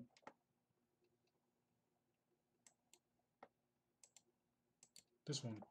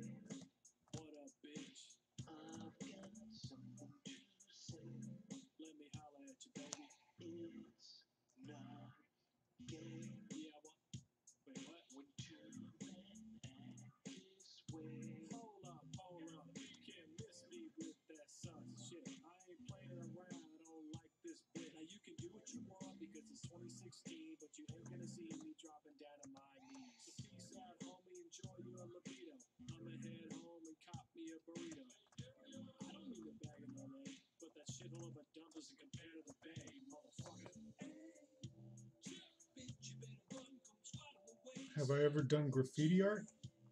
Not really. I've done like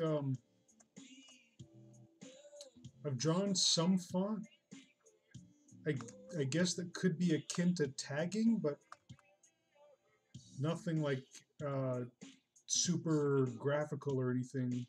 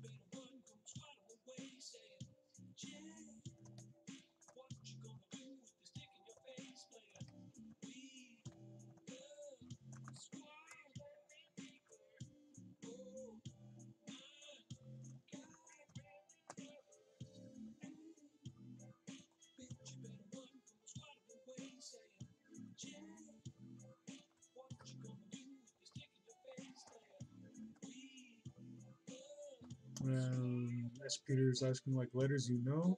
Yeah, pretty much. He's saying graffiti. Most graffiti is garbage, vandalism, but sometimes I see some really beautiful hand styles. Like, yeah, I have to agree. Like, sometimes when like people are tagging just to tag, like it's just visual noise to me. But like when someone like when a graffiti artist actually puts a lot of hard work and effort into making like these letters and these words just really pop and just come right out at you. It's amazing what these artists can do with just like spray cans or just like a specific like a set palette of paints that they have at their disposal at that given time.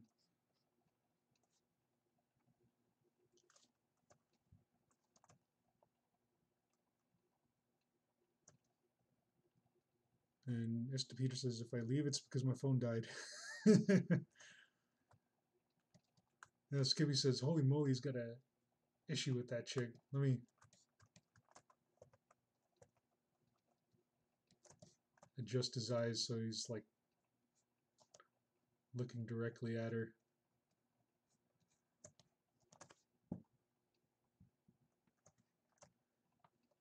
Yeah, I have to agree with what Cal and Esther Peter are saying. Like, if the piece of graffiti like is artfully done and well done, I do believe it adds um,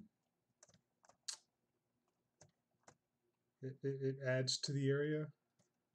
And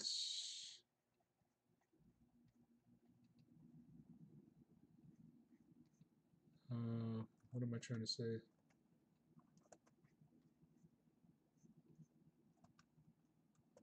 It just adds like an artistic flair or charm to that area if it's well done and not just scribbled garbage as you see here and there.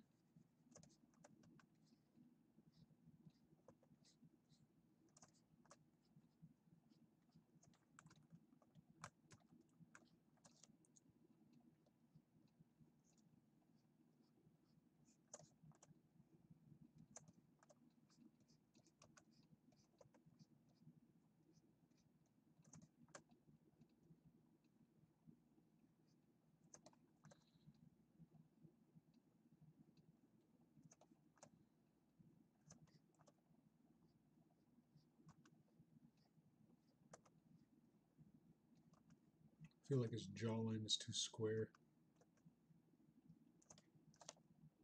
Narrow that down a little bit.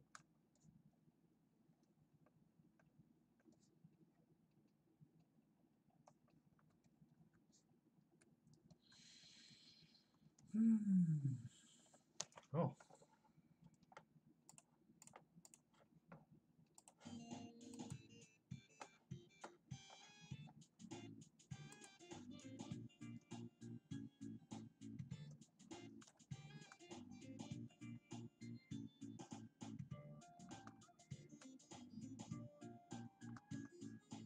Oh, a snail. Oh, I get it. I see it now.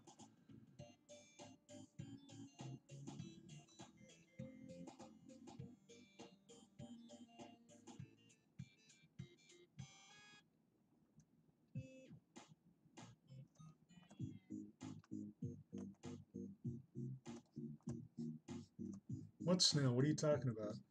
There we go.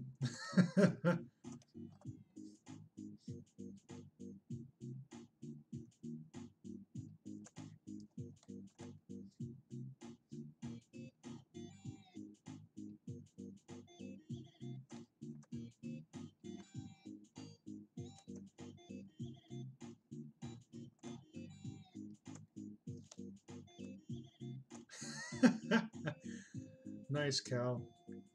He's saying that he did something today that he thought was impossible. He drew something safe for work. Almost.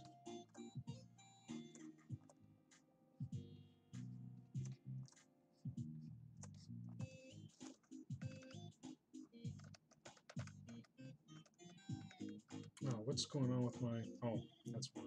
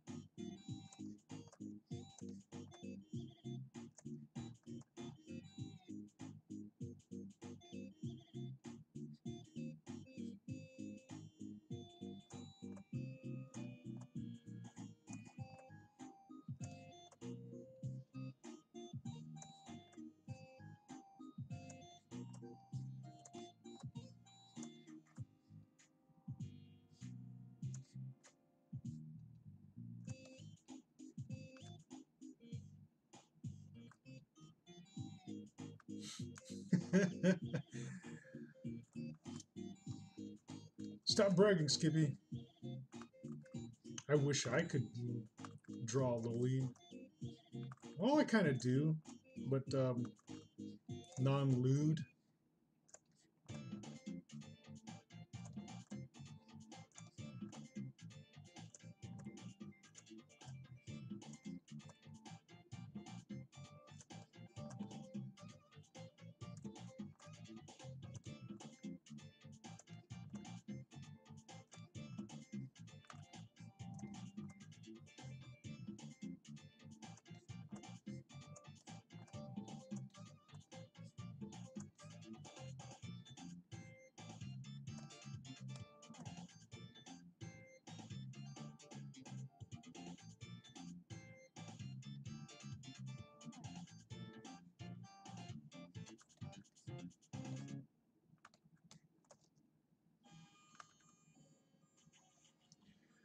Oh man, I'm starting to get sleepy again. Maybe it's because it's so cold in here. I'm going to turn down the AC. Ugh.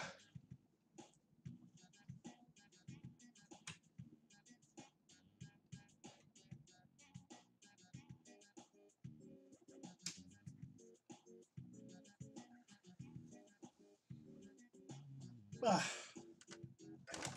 And I'm back.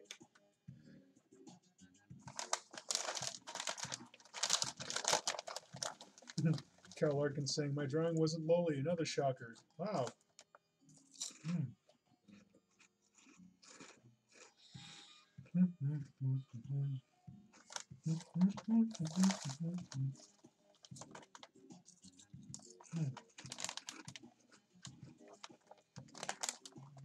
Snacking on some Wise Ridges chips, for those who are wondering.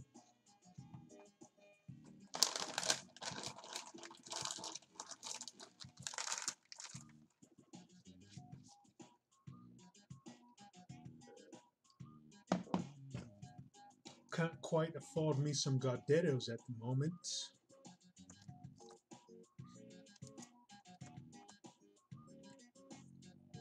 More or less broke until my Patreon cashes out and deposits into my bank,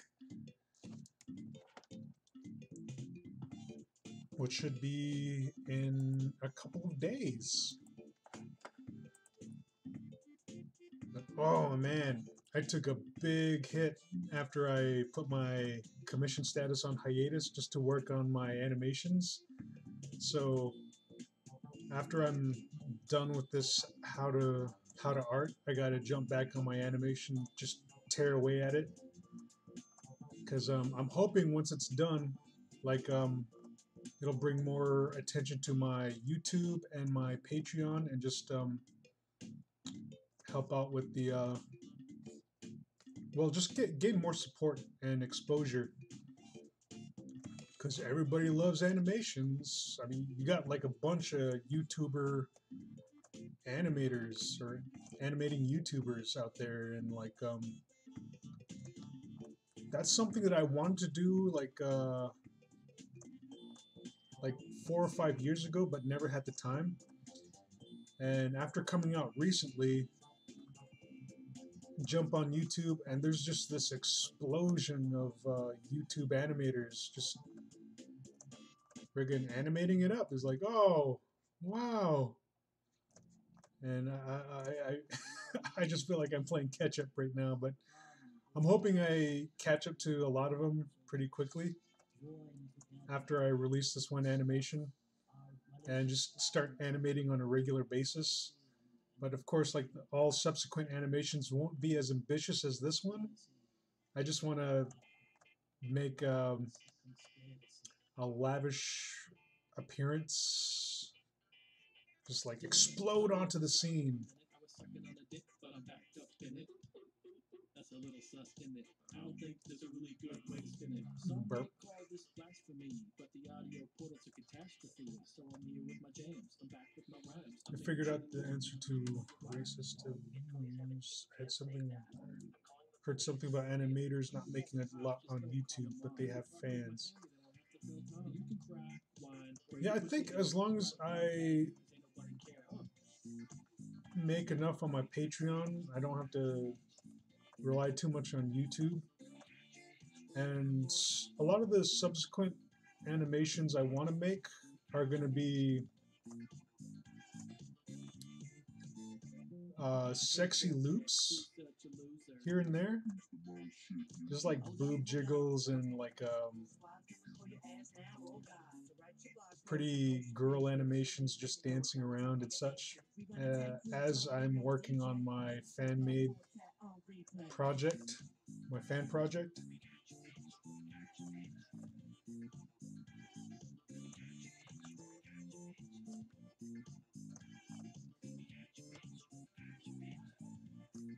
So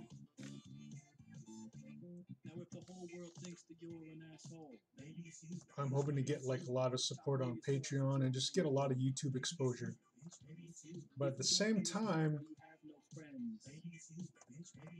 I don't want to come off as like big-headed or that I'm bragging, but I feel like my animation quality, well, I'm hoping that it shines brighter than some of these other YouTube animators, because I've noticed like YouTube animators, they more or less just utilize the just very simplistic still frame type animation where they just have one pose per each expression and they just kind of like wiggle it and move it around a little bit. Whereas for my animations, and like it's rare for YouTube animators to do it, but there's a select few of them that do animate their mouth movements, and I want to be one of the rare few that just consistently like cranks out more, what's the word, intricate animations in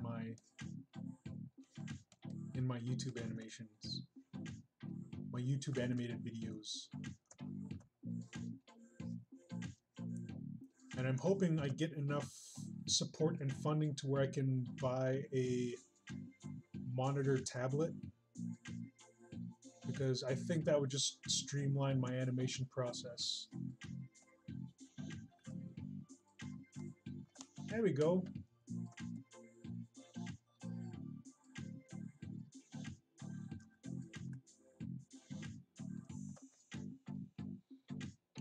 This sketch is complete. Later on, if I ever touch this subject again with the drawing fabric and clothing and such. Oh shoot! I'm not done yet.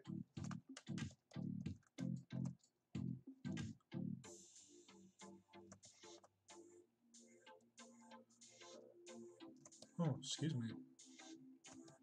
I had to burp.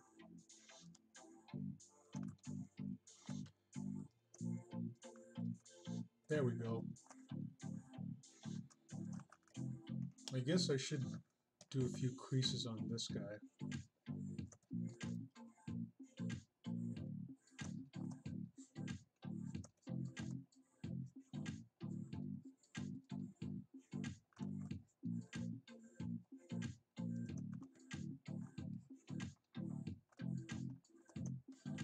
There we go.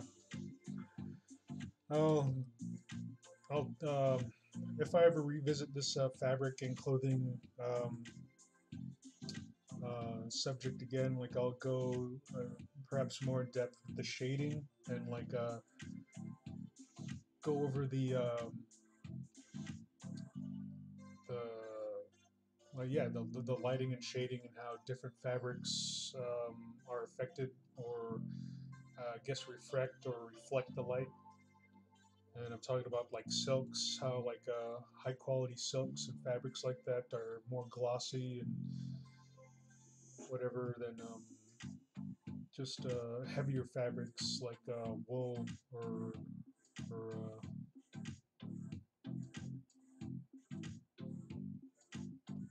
I guess cotton or canvas or Oh, I guess I should go over leather too.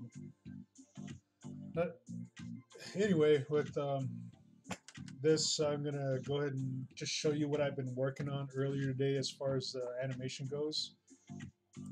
Like, should I even save this? Um,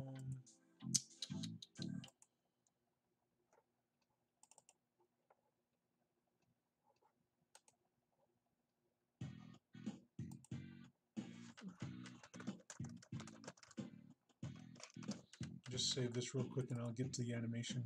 Uh-huh. Um,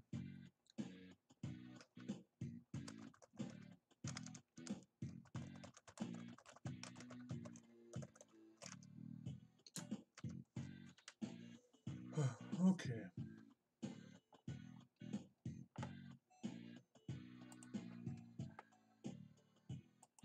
Pause. All right.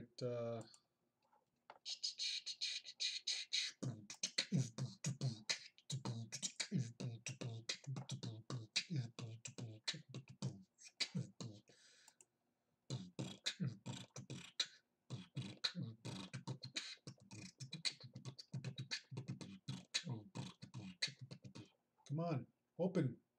Open. And still working on this scene here, but I was able to do a little bit more in betweening, as you can see.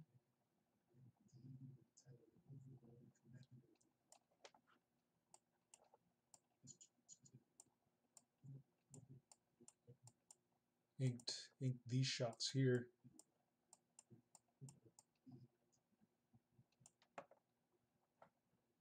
But let's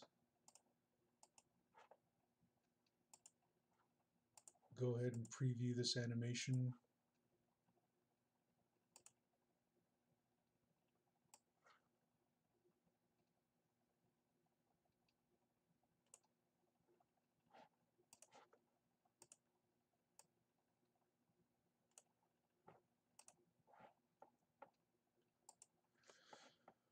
Ho ho ho ho. Beatbox, beatbox, beatbox, beatbox. Oh, oh no. Concept Sama just sent me a link titled to YouTube animation titled "To Goof a Predator." I guess I'll check that out later. But go ahead and preview this animation.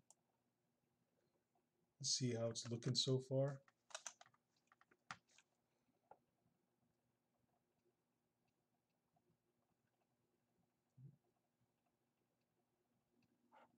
Guess I shouldn't preview it too much.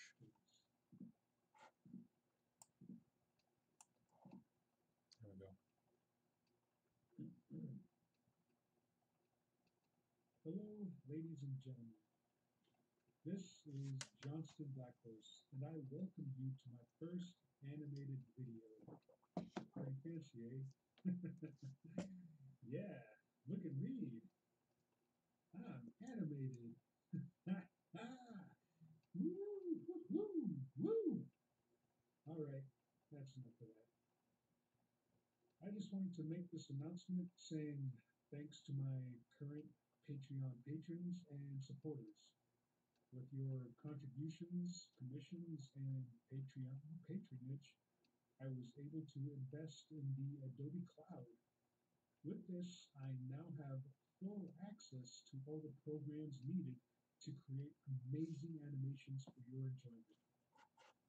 Soon, I will rise in the ranks of great animators and gain the title of Overlord and Commander of this reality.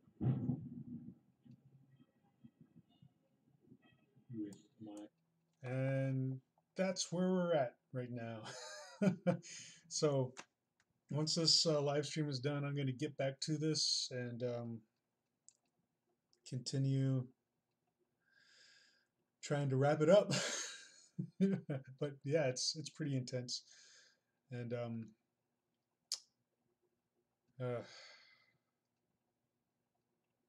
just hoping it's worth all this effort. But like just wanting to make this first animation just like a really big splash, and then get back down to just kind of like keeping it pretty simple, but yet just having it have a little more flair than some of the other animators out there. And every now and then, just like going all out and uh, just keeping it impressive. But anyway, um, just gonna go ahead and wrap this up. Thanks for joining me on this on this week's edition of How to Art, where we covered fabric and clothing. And thanks to all those who participated in the chat. My regulars the regulars that show up here: Cal Larkin, Skippy, the Peanut Butter Snail, um, new addition S2 Peter, who's looking to improve his artwork and hope to see him around more often. And to those who are viewing at a much later date, if you enjoyed this video, please leave a like, comment, subscribe, and if you want to support more videos such as this or support more artwork content from me, I do have a Patreon page. That link is in the description below. Check out my Patreon. I got a lot of free content there. And if you like what you see, then go ahead and think about clicking that Patreon or become a patron button. Whew, excuse me.